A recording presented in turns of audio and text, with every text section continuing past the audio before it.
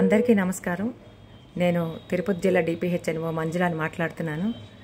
MCP card కోసం ఈరోజు అంటే ఏఎన్ఎంస్ అందరూ కూడా ఎలా ఫిల్ చేయాలనేది కొంతమందికి కొంత గందరగోళ పరిస్థితులు ఉండటం వలన ఇది చెప్పాలని చాలామంది ఏఎన్ఎంస్ అడిగారు. కాబట్టి ఈ వీడియోని నేను చేయడం జరుగుతుంది. ఒకసారి అందరం కూడా జాగ్రత్తగా చూసుకొని ఎంసీపీ కార్డుని జాగ్రత్తగా ఫిల్ చేయాలని కోరుకుంటూ ఉన్నాను. మాతా శిశు సంరక్షణ కార్డు అంటే mother and child protection card. ఇది వైద్య ఆరోగ్య మరియు కుటుంబ సంక్షేమ శాఖ ఆంధ్రప్రదేశ్ ప్రభుత్వము. ఈ ఎంసీపీ కార్డును జాగ్రత్తపరిచి అంగన్వాడీ సెంటర్కు, ఆసుపత్రికి వెళ్ళేటప్పుడు మరియు విహెచ్ఎన్ డే గ్రామీణ ఆరోగ్య పోషణ దినం అంటే విహెచ్ఎస్ఎన్సీ డే నాడు వెళ్ళేటప్పుడు తప్పనిసరిగా గర్భవతులు, బాలింతలు తీసుకొని వెళ్ళవలెను. ప్రధానమంత్రి మాతృవందన యోజన ప్రయోజనాలు అంటే పిఎంఎంవివై. ఇది 2 విడతల కింద మనకి ఈ డబ్బులు అనేవి పడతాయి అన్నమాట. అందులో మొదటి కాన్పు యొక్క షరతులు అంటే మొదటి గర్భంలో ఈ స్త్రీ కనుక గర్భం ధరించిన స్త్రీ ఆరోగ్య కేంద్రంలో కానీ అంగన్వాడీ కేంద్రంలో కానీ నమోదు చేయించుకుంటే అంటే రిజిస్ట్రేషన్ చేయించుకొని కనీసం ఒక్క యాంటీనేటల్ చెకప్ కనుక చేయించుకొని ఒక TD vaccine TD1, TD2 vaccines చేయించుకున్న తర్వాత మనకి ఈ పిఎంఎంవివై ఈ ప్రోగ్రాం కింద మొదటి విడతలో 3,000 రూపాయలు ఆమెకి గవర్నమెంట్ ద్వారా అంటే ప్రభుత్వం ద్వారా జమ చేయబడతాయి. అలాగే రెండవ విడతలో ఏంటంటే ఎప్పుడైతే ఆ తల్లి ప్రసవం అవుతుందో ప్రసవం అయిన తరువాత 0 డోసులతో సహా 14 వారాల వరకు 3 డోసులు టీకాలు పొందిన తర్వాత 2,000 రూపాయలు ఆమె యొక్క అకౌంట్లో జమ చేయబడతాయి. ఈ డబ్బులు ఏంటంటే ఫస్ట్ కాన్పులో అంటే మొదటి కాన్పులో ఆడబిడ్డ అయినా మగబిడ్డ అయినా ఎవరికైనా సరే ఈ 5,000 రూపాయలు అనేవి వాళ్ళ యొక్క బ్యాంక్ ఖాతాలో జమ చేయబడడం జరుగుతుంది. రెండో కాన్పు కోసం కొన్ని షరతులు అయితే పెట్టారు. మొదటి కాన్పుకైతే షరతులు లేవు, మగబిడ్డ అయినా ఆడబిడ్డ అయినా ఓకే. కానీ రెండో కాన్పుకి మాత్రం చూడండి, ఏప్రిల్ నెల 1వ తారీఖు నుంచి 2022వ సంవత్సరం లేదా ఆ తర్వాత జన్మించిన రెండవ బిడ్డ అమ్మాయి అయితే మాత్రమే, అంటే అబ్బాయిలకు ఈ డబ్బులు అనేవి రావన్నమాట. అమ్మాయిలకు మాత్రమే ఈ యొక్క 6,000 రూపాయలు ఒకేసారి అందుకుంటారు. ఎలాగా? ప్రసవం అయిన తర్వాత ఒకేసారి బిడ్డకి 14 వారాల వయసు వచ్చే వరకు అన్ని టీకాలు వేయించిన తర్వాత ఈ 6,000 రూపాయలు కూడా ఆ యొక్క ప్రసవమైన స్త్రీకి తన యొక్క బ్యాంకు ఖాతాలో జమ చేయడం జరుగుతుంది అనమాట. ఒకవేళ వాళ్ళకి ఈ రిజిస్ట్రేషన్ కనుక చేయించుకోలేదు, లేట్ అయ్యారు, అప్పుడు ఆ బిడ్డ పుట్టిన తర్వాత 9 నెలలు అంటే 270 రోజుల లోపు RCH పోర్టల్లో నమోదు చేసుకోవడానికి వాళ్ళు అర్హులు. ఆ చేసుకొని ఆ తర్వాత ఈ పిఎంఎంవివై అంటే ప్రధానమంత్రి మాతృవందన యోజన ప్రయోజనం కొరకు వాళ్ళు అప్లై చేసుకుంటే అప్పుడు వాళ్ళకి కూడా ఈ 6,000 రూపాయలు పడడం జరుగుతుంది. కాబట్టి లేట్ అయిందని చెప్పి ఇంకా మాకు రాదు అని మీరెవరూ కూడా బాధపడవలసిన అవసరం లేదు. ఈ మొదటి కాన్పులో కానీ రెండవ కాన్పులో కానీ మీరు గర్భవతుల దగ్గర ఏం తీసుకుంటారు? తల్లి ఆధార్ కార్డు ఖచ్చితంగా తీసుకోవాలి. అందులోనూ ఈ ఆధార్ కార్డు వాళ్ళు ఇచ్చిన బ్యాంక్ అకౌంట్ ఖాతాకి అనుసంధానం అయ్యి ఉండాలన్నమాట. అంటే లింక్ అయ్యి ఉండాలి. లేదు అని అంటే వాళ్ళు ఇస్తారు, తర్వాత మన ఏఎన్ఎంస్ అందరూ కూడా అప్లై చేస్తారు. చేసినా సరే వాళ్ళకి డబ్బులు పడవని చెప్పి వాళ్ళు మనల్ని బాగా విసిగిస్తూ ఉంటారనమాట. కావాలని మనం ఏదో చేయలేదు అనుకుంటారు. అలా ఎందుకు అని అంటే ఈ బ్యాంక్ అకౌంట్ కనుక ఆధార్ కార్డు కనుక లింక్ అవ్వకపోతే ఆటోమేటిక్గా వాళ్ళ తాలూకా పేమెంట్ అనేది రిజెక్ట్ అవ్వడం జరుగుతుంది. కాబట్టి వాళ్ళ దగ్గర ముందు తీసుకునేటప్పుడు ఇవన్నీ కూడా జాగ్రత్తలు తీసుకొని ఈ యొక్క బెనిఫిట్స్ని గర్భవతికి అందించవలసిందిగా కోరుకుంటున్నాం. జననీ సురక్ష యోజన పథకం అంటే JSY. ఇది ప్రభుత్వ ఆసుపత్రుల్లో ఎవరైతే తల్లులు ప్రసవిస్తారో వాళ్ళకి మాత్రమే ఈ యొక్క JSY ప్రయోజనం అనేది వాళ్ళు పొందుకుంటారనమాట. అది గ్రామీణ ప్రాంతాల్లో అయితే అంటే రూరల్ ప్రదేశాల్లో అయితే వాళ్ళు కనుక డెలివరీ అయితే గవర్నమెంట్ ఇన్స్టిట్యూషన్లో మాత్రమే డెలివరీ అయితే 1,000 రూపాయల నగదుని వాళ్ళ బ్యాంక్ అకౌంట్లోకి పొందుకుంటారు. అలాగే పట్టణ ప్రాంతాల్లో టౌన్లో అయితే వాళ్ళు ప్రసవం అయ్యారనుకోండి, అది కూడా గవర్నమెంట్ ఇన్స్టిట్యూషన్లో డెలివరీ అయితే 600 రూపాయలు పొందుకుంటారు. అదే వాళ్ళు ఇంటి వద్ద ప్రసవం అయ్యారనుకోండి 500 రూపాయలు పొందుకుంటారనమాట. అయితే సాధారణ ప్రసవాలు తర్వాత ఇన్స్టిట్యూషనల్ డెలివరీలు అంటే మన యొక్క సంస్థాగత ప్రసవాలను అనమాట, అంటే ఇంటి దగ్గర కాకుండా మన హాస్పిటల్స్లో డెలివరీలని ప్రోత్సహించడానికి, ఎందుకనంటే మాతృ మరణాలు తగ్గించడానికి ఈ కొన్ని కార్యక్రమాలు అనేవి చేపట్టారనమాట. అది ఏంటంటే ఆరోగ్యశ్రీ కింద ఎంపానల్ అయిన ప్రభుత్వ మరియు ప్రైవేట్ ఆసుపత్రుల్లో సాధారణ ప్రసవం అయితే వాళ్ళకి 5,000 రూపాయలు వస్తాయి. అంటే ప్రైవేట్ హాస్పిటల్లో కూడా కొన్ని ఆరోగ్యశ్రీ కింద డెలివరీలు అనేది అలాగే సిజేరియన్ సెక్షన్లు అనేవి చేయడం జరుగుతూ ఉంది. ఎంతైనా మీకు ఇక్కడ 5,000 రూపాయలు, అక్కడ 5,000 ఇచ్చినా ఇక్కడ 5,000 ఇచ్చినా సరే మనము గవర్నమెంట్ హాస్పిటల్లో మాత్రమే డెలివరీ అవ్వడానికి మన వాళ్ళందరూ కూడా గర్భవతుల్ని ప్రోత్సహించాల్సిందిగా కోరుకుంటున్నాం. అయితే సి సెక్షన్ కింద కూడా 5,000 రూపాయలు డెలివరీ తర్వాత ఇవ్వబడుతుంది అనమాట. హై రిస్క్ అని గుర్తించిన గర్భిణీ స్త్రీని 3 నుండి 4 రోజులు ముందుగానే, మనకైతే మామూలుగా ఏఎన్ఎం ఏపీ హెల్త్ యాప్ ఉంది, అందులో అయితే 1 వీక్ ముందుగానే మనకు ఓపెన్ అవుతుంది అనమాట.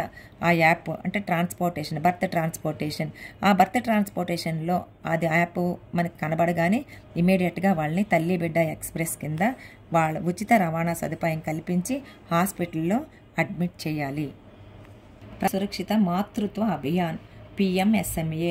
ఈ గర్భిణీ స్త్రీ ప్రతి నెల 9వ తారీఖున, అంటే ప్రతి నెల కూడా 9 మరియు 10వ తేదీల్లో మనకి ప్రతి హాస్పిటల్లో కూడా, అంటే గవర్నమెంట్ ప్రతి హాస్పిటల్లో UPHCలో కానీ UPHCలో కానీ ఈ యొక్క PMSMA ప్రోగ్రామ్ అనేది జరుగుతుంది. అందులో శిక్షణ అంటే నిష్ణాతులైన గైనకాలజిస్టులతో గర్భవతులందరికీ కూడా బాలింతలకి టెస్ట్లు అనేవి చేయడం జరుగుతుంది అనమాట, చెకప్ చేయడం జరుగుతుంది.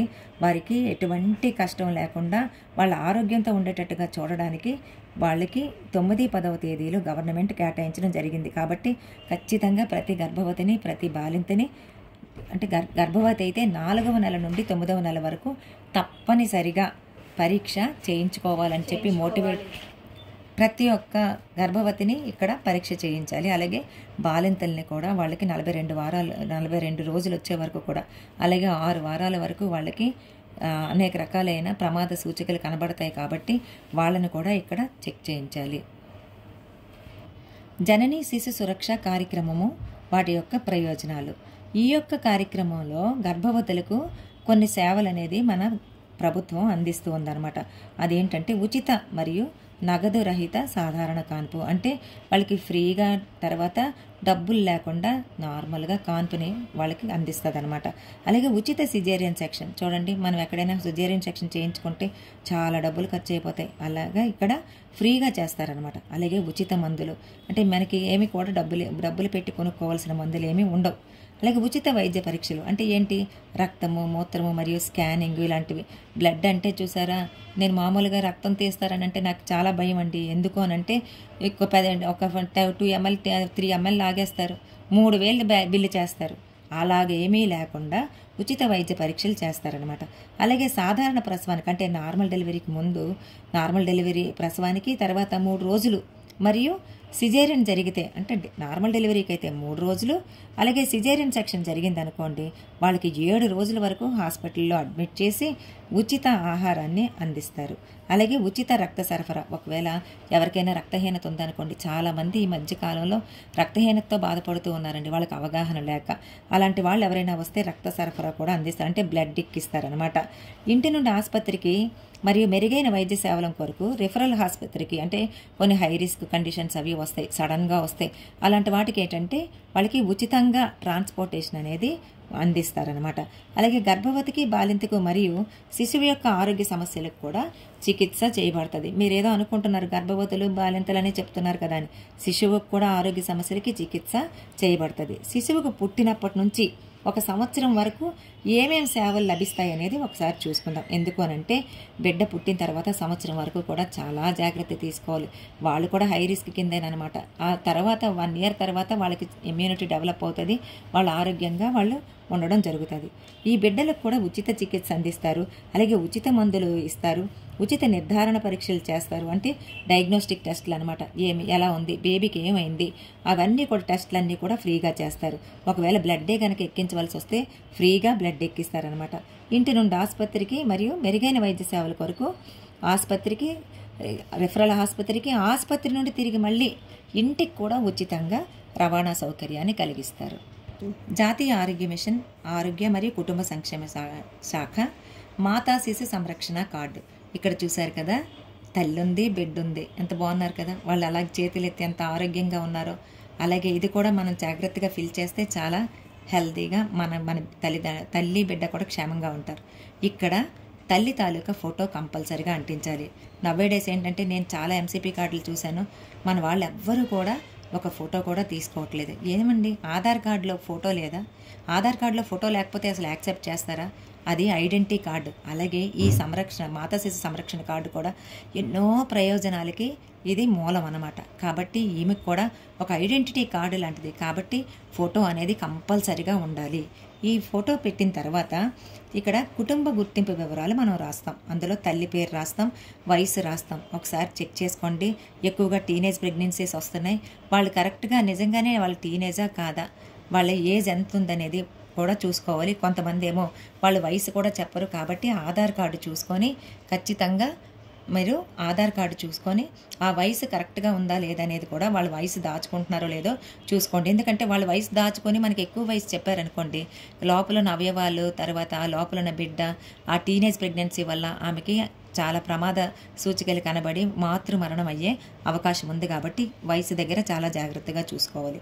అలాగే భర్త పేరు, ఇంటి పేరుతో సహా రాయండి. ఎందుకంటే ఒకే పేరు కలిగిన వాళ్ళు చాలామంది ఉంటారు కాబట్టి ఇంటి పేరుతో సహా రాయండి, భర్త పేరు రాయండి. వాళ్ళు ఎక్కడ ఉంటున్నారు అనేది పర్మనెంట్ అడ్రస్, అంటే ఎక్కడైతే ఈసీగా ఉందో ఆ ఈసీ అడ్రస్ కంపల్సరీగా రాయాలి. తల్లి ఫోన్ నెంబర్ రాయండి. తల్లి ఫోన్ నెంబర్ ఒకవేళ లేదనుకోండి, భర్త ఫోన్ నెంబర్ కంపల్సరీగా రాయాలి. ఎందుకంటే మనకి వాళ్ళు కాంటాక్ట్లో ఉండడానికి ఖచ్చితంగా నంబర్ రాయవలసిందే. తర్వాత ఎంసీటీఎస్ ఆర్సీహెచ్ ఐడి. ఎప్పుడైతే మనకి దగ్గరికి తల్లి వచ్చిందో ప్రతి ఏఎన్ఎం కూడా ఆర్సీహెచ్ ఐడి కంపల్సరీగా చేయవలసిందే. అభా ఐడి కూడా చేయాల్సిందే. ఇప్పుడే చెప్తున్నానండి, ఎక్కడైతే మనకి ఈసీలు ఉంటారో వీళ్ళు నీ ఈసీలు నీ ఏరియాలో ఉండే ఎలిజిబుల్ కపుల్ అని తెలిసినప్పుడే మనం అభా ఐడి అనేది చేసుకోవాలి. అభా ఐడి చేసుకున్నప్పుడు ఈ మదర్ ఎక్కడికి వెళ్ళినా సరే, ఏ ఊరు వెళ్ళినా, ఏ జిల్లా వెళ్ళినా సరే ఆ మదర్ ఖచ్చితంగా మన ఈసీ కిందే ఉంటుంది, మన ఏఎన్ఎం రిజిస్ట్రేషన్ కింద మాత్రమే ఉంటుంది. కాబట్టి ముందు పెళ్ళి అవ్వగానే ఖచ్చితంగా ఆమె ఈసీలోకి ఎలిజిబుల్ కపుల్లోకి వస్తుంది. కాబట్టి ఆమెకు ముందు అభా ఐడి చేయండి, ఆ అభా ఐడి వెయ్యాలి. తర్వాత ఎప్పుడైతే ప్రెగ్నెంట్ అని మనకు తెలిసిందో 12 వారాల లోపల ఆర్సీహెచ్ ఐడి కూడా రిజిస్ట్రేషన్ చేసి ఆర్సీహెచ్ ఐడి ఇవ్వండి. బ్యాంకు బ్రాంచి పేరు ఎవరు రాయటం లేదండి. ఎందుకనంటే పిఎంఎంవీవై కింద మీరు ఇందాకే చెప్పుకున్నాం కదా, దాని కింద ఎన్నో ప్రయోజనాలు ఉన్నాయి కదా. ఆమెకు డబ్బులు ఆమె బ్యాంకు ఖాతాలో జమ పడతాయి కదా. కాబట్టి ఎలాగో మీరు తీసుకుంటారు, ఇక్కడ రాయడానికి కొంచెం బద్దకిస్తున్నారు, అవి కూడా చూసుకొని బ్యాంకు పేరు బ్రాంచ్ పేరు రాయండి. అకౌంట్ నెంబర్ రాసి కంపల్సరీగా ఐఎఫ్ఎస్సి కోడ్ మాత్రం రాయాలండి. ఎందుకంటే ఐఎఫ్ఎస్సి కోడ్ లేకపోతే మళ్ళీ మనకి చాలా కష్టం అనమాట. నెక్స్ట్ ఇప్పుడు గర్భవతి రికార్డులోకి వచ్చేద్దాం. గర్భవతి రికార్డు ఏంటంటే చివరగా బహిష్టైన తేదీ అంటే ఎల్ఎంపీ అనమాట. ఎప్పుడైతే లాస్ట్ మెనిస్ట్రల్ పీరియడ్ ఉందో ఆ డేట్ వేస్తాము. తర్వాత ఈడీడీ మీకు ఎలాగో తెలిసిందే, అంచనా ప్రకారం ప్రసవం తేదీ. ఇక్కడ కూడా నేను గమనించింది ఏంటంటే వీళ్ళు ఇక్కడ మన వాళ్ళు ఇచ్చిన డేట్ ప్రకారం మనం ఈడీడీ మనం కడుతున్నామండి. మనకి గవర్నమెంట్ ఒక ఈడీడీ క్యాలెండర్ అనేది ఇచ్చింది, ఒక ఈడీడీ అనేది ఇచ్చింది. అంటే ఎక్స్పెక్టెడ్ డేట్ ఆఫ్ డెలివరీ ఎలా కట్టాలనేది మనకి చెప్పింది అనమాట. దాని ప్రకారం మనం డేట్ వేయాలి. వీళ్ళు ఏం చేస్తున్నారంటే కొంతమంది స్కానింగ్ తీయించుకొని ఆ స్కానింగ్లో ఈడీడీ ఇచ్చిన డేట్ని బట్టి వాళ్ళు వేస్తున్నారు. అవి కొన్నిసార్లు మార్పు చెందుతూ ఉంటాయి, కానీ మనది మాత్రం స్టాండర్డ్ అనమాట. కాబట్టి గవర్నమెంట్ ఏదైతే ప్రతిపాదించిందో ఆ ఈడీడీ నెంబర్ ఆ ఈడీడీ డేట్స్ మాత్రమే వేయండి. ఇప్పుడు దాకా అయిన గర్భముల సంఖ్య అంటే ప్రాణాలతో లేదంటే ప్రాణాలతో జన్మించిన శిశువుల సంఖ్య అయితే వాళ్ళు ప్రైమీ అని పెట్టండి. ఎందుకంటే మీరు ఇక్కడ డాష్ వదిలేశారు అనుకోండి మాకేమని తెలుస్తుంది.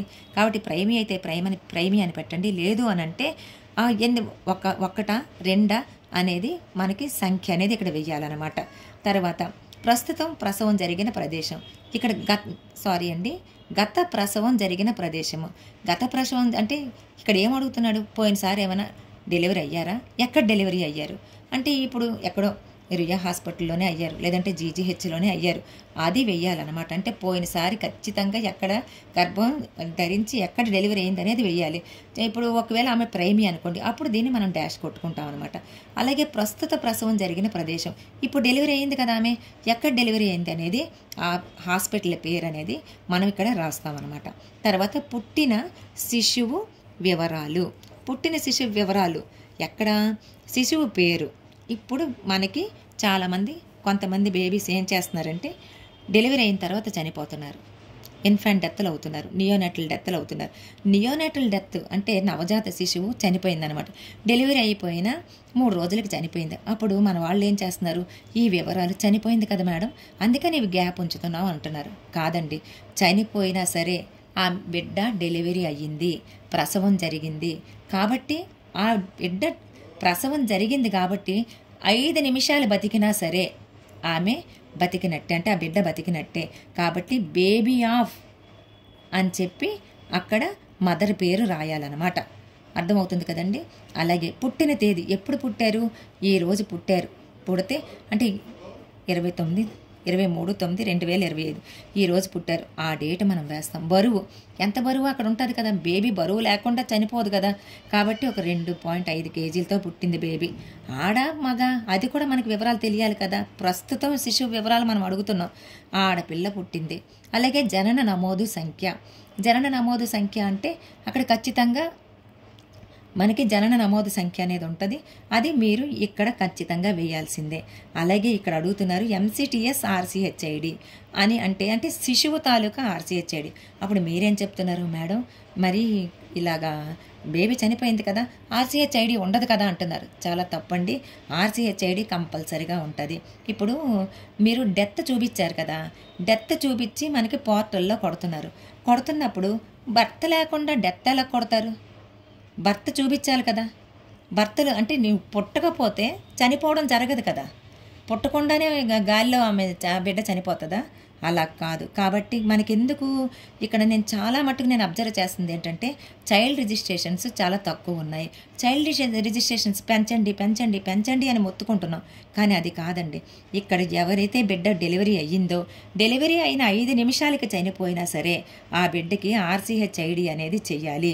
RCHIDని ఇక్కడ నమోదు చేయాలి. చేసి ఆ తర్వాత మాత్రమే మాకు మీరు రిపోర్ట్ ఇచ్చేటప్పుడు బేబీ చనిపోయింది అని చెప్పి మాకు ఇవ్వాలి. ఒక్కవేళ స్టిల్ బర్త్ అయితే మాత్రమే మీరు ఇక్కడ ఈ నెంబర్ అనేది RCHID అనేది ఉండదు. ఎందుకు అనంటే బేబీ లోపలి అంటే పుట్టేటప్పుడే బిడ్డ చనిపోయింది కాబట్టి బిడ్డ పుట్టలేదు కాబట్టి మీరు RCHID ఇవ్వలేరు. బిడ్డ పుట్టి 1 నిమిషానికి చనిపోయినా సరే మీరు ఇక్కడ RCHID కంపల్సరిగా చేయాలి. కాబట్టి ఇక నుండి మన చైల్డ్ రిజిస్ట్రేషన్స్ పెంచవలసిందిగా కోరుతున్నాము. మనమేమీ కూడా దొంగగా ఇవ్వడానికి అవ్వదు, ఇవ్వలేము. మన జెన్యూన్ రీజన్ మనకు ఉంది కాబట్టి ఖచ్చితంగా మనం వాటిని ఇవ్వచ్చు. నెక్స్ట్ ఆసుపత్రి వివరాలు. అంగన్వాడీ కార్యకర్త సంఖ్య, వాళ్ళకు ఒక సంఖ్య ఉంటుంది, అది ఇవ్వండి. తర్వాత గ్రామమా బ్లాక్ వార్డు పేరు, ఏదో గ్రామం పేరు అయితే గ్రామం పేరు రాస్తారు. తర్వాత ఆశా పేరు రాస్తారు, ANM పేరు రాస్తారు. తర్వాత SHC అంటే మీ సబ్ సెంటర్ ఉంటుంది కదండి, హెల్త్ క్లినిక్ లేదంటే విలేజ్ హెల్త్ క్లినిక్ పేరు రాయాలంటే MLHP వాళ్ళ తాలూకా పేరు, తర్వాత ఫోన్ నెంబర్ కూడా ఇవ్వాలి. PHC పేరు రాస్తాము, లేదంటే UPHC పేరు రాస్తాము. ఆసుపత్రి FRU ఎక్కడికి మీరు రెఫర్ చేస్తారు, ఫస్ట్ రిఫరల్ యూనిట్. మీ దగ్గర మీకు ఏదైతే ఫస్ట్ రిఫరల్ యూనిట్ అంటే మీ హాస్పిటల్కి లేదంటే మీ ఏరియాకి ఏదైతే హాస్పిటల్ దగ్గరలో ఉంటుందో ఆ యొక్క హాస్పిటల్ పేరు మనం ఇక్కడ రాయాలన్నమాట. తర్వాత ANM phone number, ASHA phone number, ఆసుపత్రి ఫోన్ నెంబర్ రాస్తాము. అంటే మీ PHC ఆసుపత్రి అండి, మీ PHC లేదంటే UPHC ఆసుపత్రి నెంబర్ రాస్తాము. అలాగే అంగన్వాడీ నమోదు సంఖ్య, వాళ్ళు కూడా రిజిస్ట్రేషన్ చేసుకుంటారు, ఆ నమోదు సంఖ్య కూడా ఇక్కడ కంపల్సరీగా ఉండాలి. అలాగే ANC ఎక్కడైతే ఏ డేట్లో అయితే రిజిస్ట్రేషన్ చేసుకుంటుందో ఆ డేటు, తర్వాత ఉపకేంద్రం నమోదు సంఖ్య అంటే మన ANM ఎప్పుడైతే రిజిస్ట్రేషన్ చేసుకుంటుందో ఆ డేట్ కూడా చేసుకుంటుంది. ఒక్కవేళ ఈ అమ్మాయి నో రిస్క్ అంటే ఆ అమ్మాయికి ఏమి కూడా హై రిస్క్ కండిషన్స్ లేవు, అప్పుడు మనం ఏం చేస్తాం, అప్పుడు ఇలా టిక్కు కొడతాం. ఇలా టిక్కు కొట్టి ఇవన్నీ కూడా డాష్లు పెట్టుకుంటాం అనమాట. ఇలా డాష్లు పెట్టుకున్నప్పుడు ఒకవేళ ఆ తర్వాత ఆ అమ్మాయి హై రిస్క్ అయినప్పుడు మన వాళ్ళు ఏం చేస్తున్నారంటే ఇలా 2 టిక్కులు కొడుతున్నారు. అక్కర్లేదండి, అప్పుడు మనం ఏం చేస్తామంటే దీన్ని ఇలాగా ఇంటూ కొట్టొచ్చు. నో రిస్క్ అనే దగ్గర ఇలా ఇంకొక అడ్డగీత కొడితే అయిపోతుంది, హై రిస్క్ కింద వచ్చిందనమాట. అయితే ఈ హై రిస్క్ అని పెట్టి మన వాళ్ళు ఏం చేస్తున్నారంటే ఈ 2 కనబడుతున్నాయి నాకు, ఇక్కడ ఈ 3 ఇవేవి కూడా కనిపించడం లేదనమాట. అయితే కొంతమంది ఇది కూడా రాస్తున్నారు. అయితే ఇందులో ఏంటంటే మనకి తెలిసిందే PIH అంటే ప్రెగ్నెన్సీ ఇండ్యూస్డ్ హైపర్ టెన్షన్, ఒకవేళ అది ఉంటే దాన్ని టిక్కు కొట్టుకోవాలి. తర్వాత కోమార్బిడ్ అంటే ఏంటంటే 2 కానీ అంతకంటే ఎక్కువ కానీ అనారోగ్య పరిస్థితులు లేదా ఇల్నెస్ అదే బిడ్డలో, అంటే ఆ బిడ్డకి ఒకే టైంలో ఉంటే దానిని ఏమంటారంటే కోమార్బిడ్ అంటారు అనమాట. అలాగే వారసత్వంగా వచ్చిన వ్యాధులు ఉన్నా సరే ఇది కోమార్బిడ్ అంటారు, కాబట్టి దాన్ని ఇక్కడ మనం టిక్ చేయాలి. తర్వాత ప్రీవియస్ LSCS మీకు ఎలాగో తెలిసిందే కదా, ముందు కాన్పు కనుక సీజర్ అయితే దానికి ఇక్కడ మనం టిక్ చేసుకోవాలి. Next medical officer phone number ఇక్కడ మనం రాస్తాం.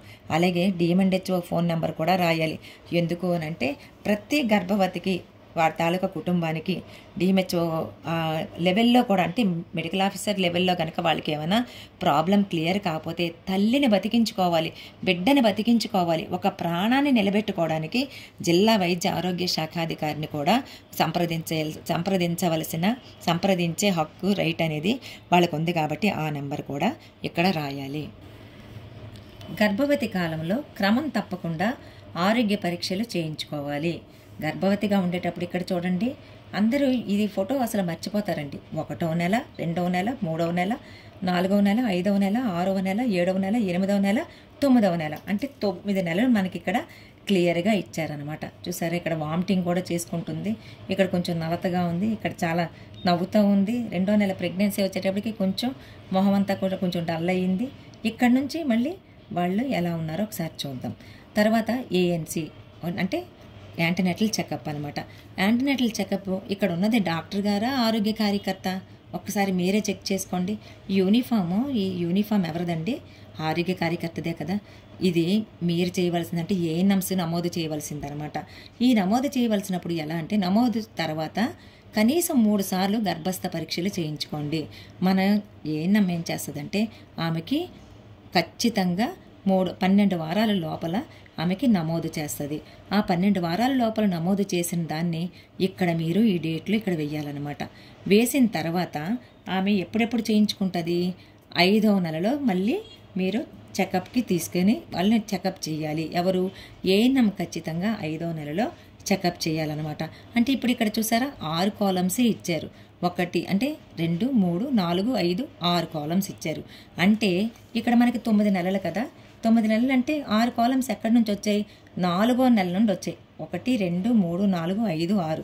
ఎందుకంటే మొదటి 3 నెలలు ఆమె మన దగ్గర ఉండదు కాబట్టి, అంటే ఆమె అప్పటికి మన దగ్గరికి రాదు. 12 వారాలకు వస్తుంది, లేదంటే 12 వారాల లోపల వస్తుంది. వచ్చినప్పుడు ఈ 4వ నెల నుంచి మనం ఎప్పుడైనా చెకప్స్ చేస్తే వాటిని ఇక్కడ వెయ్యాలన్నమాట. అందుకని వాళ్ళకి ఎప్పుడెప్పుడు వేస్తాం మనం?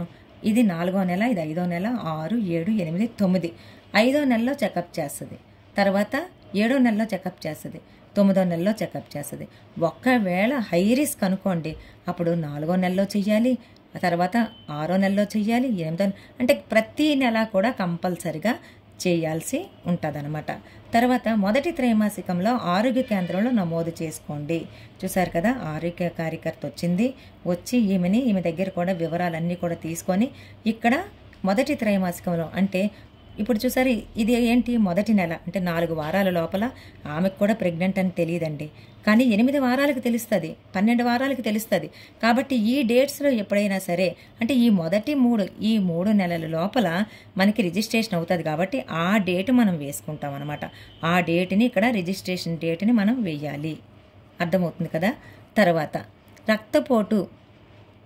రక్త మరియు మూత్ర పరీక్షలు. ఆరోగ్య కేంద్రాన్ని సందర్శించిన ప్రతిసారి, అంటే మదరు ఎక్కడికి వస్తుంది? ANM దగ్గరికి వచ్చినప్పుడు, ఆరోగ్య కేంద్రాన్ని సందర్శించినప్పుడు ఖచ్చితంగా BP అనేది మనం చూడాలన్నమాట. అలాగే రక్తం యూరిన్ ఆల్బుమిన్ టెస్టులు చేయాలి. తర్వాత HB టెస్ట్ కూడా చేయాలి. రక్తం అంటే మేము ఎక్కడ తీస్తాం మేడం అని మీరు అనవలసిన అవసరం లేదు. మీరు PHCకి ఆల్రెడీ టెస్టులకి తీసుకెళ్ళినప్పుడు, చెకప్కి PMSME కింద తీసుకెళ్ళినప్పుడు అక్కడ అన్ని రకాల పరీక్షలు చేస్తారు. కాబట్టి మీరు చేసేది ఏంటంటే ANM AP హెల్త్ యాప్ కింద, అంటే ఎనీమియా ముక్త భారత్ కింద ANM AP హెల్త్ యాప్లో ప్రతి నెల కూడా మీకు ఇచ్చిన హిమోగ్లోబిన్ పరికరం, స్టేట్గా గవర్నమెంట్ ఇచ్చిన హిమోగ్లోబిన్ పరికరం తీసుకొని దాని ద్వారా ఏం చేస్తారంటే హిమోగ్లోబిన్ మనం టెస్ట్ చేస్తాం. కానీ ఇక్కడ మనం వేస్తాం ఏంటంటే BP బీపీ ఎంత ఉందనేది మనం వేసుకోవాల్సిందే. బీపీ ప్రతి నెల మనం చూడవలసిందేనండి. ఇప్పుడు ఏంటంటే మీరు ఎప్పుడు వస్తుందా అప్పుడే మాత్రమే మనం చూద్దాం అనేది ఏమీ లేదు. మీరు కూడా ఇంటికి వెళ్తారు కాబట్టి అప్పుడు కూడా మీరు చూసిన బీపీని మీరు వేయొచ్చు. లేదు అనంటే మీ దగ్గరికి ఎప్పుడైతే మన దగ్గరికి వస్తుందో ఆ 3 సార్లు లేదంటే 5 సార్లు లేదంటే ప్రతి నెల కూడా ఈమెకి ఈ టెస్ట్లు అనేవి చేయడం జరుగుతుంది. ఈ బీపీని హిమోగ్లోబిన్ మనం వేయాలన్నమాట. ఇక్కడ కూడా చూడండి 1, 2, 3, 4, 5, 6, 7, 8, 9 అంటే ఈ 9 నెలలు ఇచ్చారు. కానీ ఇక్కడ మనకి ఈమె ఉండదు. తర్వాత ఒక్కోసారి ఇక్కడ ఉంటుంది, అంటే 8 వారాలకు ఉంటుంది, తర్వాత 12 వారాలకు ఉంటుంది. అప్పుడు ఇక్కడ నుంచి మనం స్టార్ట్ చేసుకోవచ్చు అనమాట. ఇక్కడ వాల్యూస్ అన్నీ కూడా మీరు ఎంటర్ చేయవలసిందే. తర్వాత 2 సార్లు టీడీ ఇంజెక్షన్లు వేయించుకోవాలి. అది గర్భనిర్ధారణ జరిగిన తర్వాత మొదటిది, తర్వాత రెండోది 1 నెల తర్వాత. ఇప్పుడు ఇక్కడ మనం మొదటి తేదీ ఎప్పుడు వేశారు, తర్వాత రెండవ తేదీ అంటే రెండవ టీడీ ఇంజెక్షన్ ఎప్పుడు వేశారు అనేది మనం ఇక్కడ డేట్స్ అనేది మనం ఇక్కడ రాయాలన్నమాట. తర్వాత ప్రతిసారి కూడా బరువు చూసుకోండి. గర్భవతి కాలంలో కనీసం 10 నుంచి 12 కిలోల బరువు పెరగాలి. కానీ మన ఏఎన్ఎంస్ ఏం చేస్తున్నారంటే వాళ్ళు ఎలా లెక్కలు కడుతున్నారో నాకైతే తెలియదండి. ఎందుకంటే నేనైతే మ్యాథమెటిక్స్ కాదు, నేను సైన్స్ గ్రూప్ చదివాను కాబట్టి నాకు లెక్కల కోసం తెలియదు. ఏఎన్ఎంస్ ఇప్పుడు చాలా స్మార్ట్గా ఉన్నారు. వాళ్ళు 4 కేజీలు మాత్రమే పెరిగారని చెప్తున్నారు. తర్వాత 6 కేజీలు మాత్రమే, 6 కేజీలకు మించి అసలు నేను ఎంసీపీ కార్డులో అయితే వెయిట్ నేను చూడలేదు ఈ మధ్య కాలంలో. కాబట్టి జాగ్రత్తగా చూసుకోండి. ఇక్కడ 10 నుంచి 12 కిలోల బరువు పెరుగుతుంది. అందరూ కూడా ఇప్పుడు జాబ్ చేస్తున్న వాళ్ళందరూ కూడా ఏఎన్ఎంస్ అందరూ కూడా ఆల్మోస్ట్ వివాహం చేసుకున్న వాళ్ళే, తర్వాత గర్భం ధరించి పిల్లలు కన్న వాళ్ళే. మీరు ఎన్ని కేజీలు బరువు పెరిగారనేది కూడా మీకు అందరికీ కూడా మీరు కాన్షియస్లో ఉంటారు. కాబట్టి ఇది కూడా చూసుకొని తల్లికి ఖచ్చితంగా కరెక్ట్గా ఒకే వేయింగ్ మిషన్ చూడండి. మీ దగ్గర ఉంటుంది కదా, ఆ వేయింగ్ మిషన్ మీదే చూడండి. మీ దగ్గర చూసుకొని మళ్ళీ వేరే దగ్గర చూసి అవన్నీ కూడా కన్ఫ్యూజన్ వస్తాయి. కాబట్టి ఖచ్చితంగా ఈ బరువు మాత్రం మీరు వేయాలి. ఎప్పటి నుంచి వేయాలి? ఇక్కడ కూడా 1, 2, 3, 4, 5, 6, 7 అంటే 7 కాలమ్స్ ఇచ్చారంటే ఆమె మీకు ఒకవేళ 8 వారాల్లో అయ్యిందనుకోండి, 8 వారాల నుంచి మీరు ఆమెకి బరువు అనేది చూస్తూ ఉంటారు. ఎందుకంటే ఆ రోజు మీరు ఎప్పుడైతే రిజిస్ట్రేషన్ చేసుకున్నారో అప్పటి నుంచి 10 నుంచి 12 కేజీల బరువు ఆమె పెరిగేటట్టు చూసుకోవాలి. లేదు అనంటే ఎందుకు బరువు ఖచ్చితంగా చూడాలి అనంటే అయితే బేబీ స్టిల్ బర్త్ అయిపోతాయి, లేదంటే IUGRIA అంటే ఇంట్రాయూట్రైన్ గ్రోత్ రిటార్డేషన్ వచ్చే అవకాశాలు, అంటే లోపల బేబీ ఎదుగుదల లేకుండా బేబీ స్టిల్ బర్త్గా పుట్టే అవకాశాలు ఉంటాయి, బిడ్డ చనిపోయే అవకాశాలు ఉంటాయి, తర్వాత ప్రిమెచ్యూర్ డెలివరీ అయిపోయే అవకాశాలు ఉంటాయి. లేదు అనంటే నియోనెటల్ డెత్ అయ్యే అవకాశం, అంటే ప్రసవానంతరం కూడా చనిపోయే అవకాశాలు అనేవి, అబార్షన్ అయ్యే అవకాశాలు ఉంటాయి. నెలలు నిండకుండానే ఆ బిడ్డ పుట్టడం జరుగుతుంది అన్నమాట. అలాగే ఐరన్ మాత్రలు మొదటి త్రైమాసికం తరువాత ఇక్కడ క్లియర్గా ఉందండి. మొదటి త్రైమాసికం తరువాత రోజు ఒక ఐరన్ మాత్ర కనీసం 6 నెలల పాటు తీసుకోండి. కానీ మనవాళ్ళు ఏం చేస్తున్నారు తెలుసా? 1, 2, 3, 4, 5, 6, 7, 8, 9 అంటే 9 నెలలు చూసారు కదా. ఇక్కడ 9 నెలలు ఇక్కడ వేస్తున్నారండి. ఈ 3 నెలల్లో వేసేస్తున్నారండి. ఈ 3 అసలు ఇక్కడ ఉంటుందా? ఇక్కడ ఉంటుందా? మన దగ్గర ఉంటుందా? ఉంటే ఇక్కడ నుంచి ఉంటుందండి. ఇక్కడ ఈ 2 నెలల్లో మనం ఏమిస్తాం తెలుసా? ఐరన్ ఫోలిక్ మాత్రలు ఇవ్వమండి. ఇక్కడ ఏమిస్తామంటే ఫోలిక్ యాసిడ్ అనే ట్యాబ్లెట్స్ ఇస్తాం. ఎందుకు అనంటే న్యూరల్ ట్యూబ్ డిఫెక్ట్స్ ఏమీ రాకుండా ఉండడానికి ఇక్కడ ఫోలిక్ యాసిడ్ ట్యాబ్లెట్స్ ఇస్తాం. ఇక్కడ నుంచి అంటే మనకి ఎప్పుడైతే 4వ నెల మొదలవుతుందో ఇక్కడ నుంచి ఐరన్ ట్యాబ్లెట్స్ అనేవి ఇస్తాం అనమాట. ఎన్ని ఇవ్వాలి? 180 ఇవ్వాలి. అందరు ఏం రాస్తున్నారంటే ఒకేసారి 180 ఇచ్చేస్తున్నారు. అలా ఇప్పుడు ఇవ్వకూడదు. ప్రతి నెల 30 ఎన్ని అయ్యాయి చూడండి.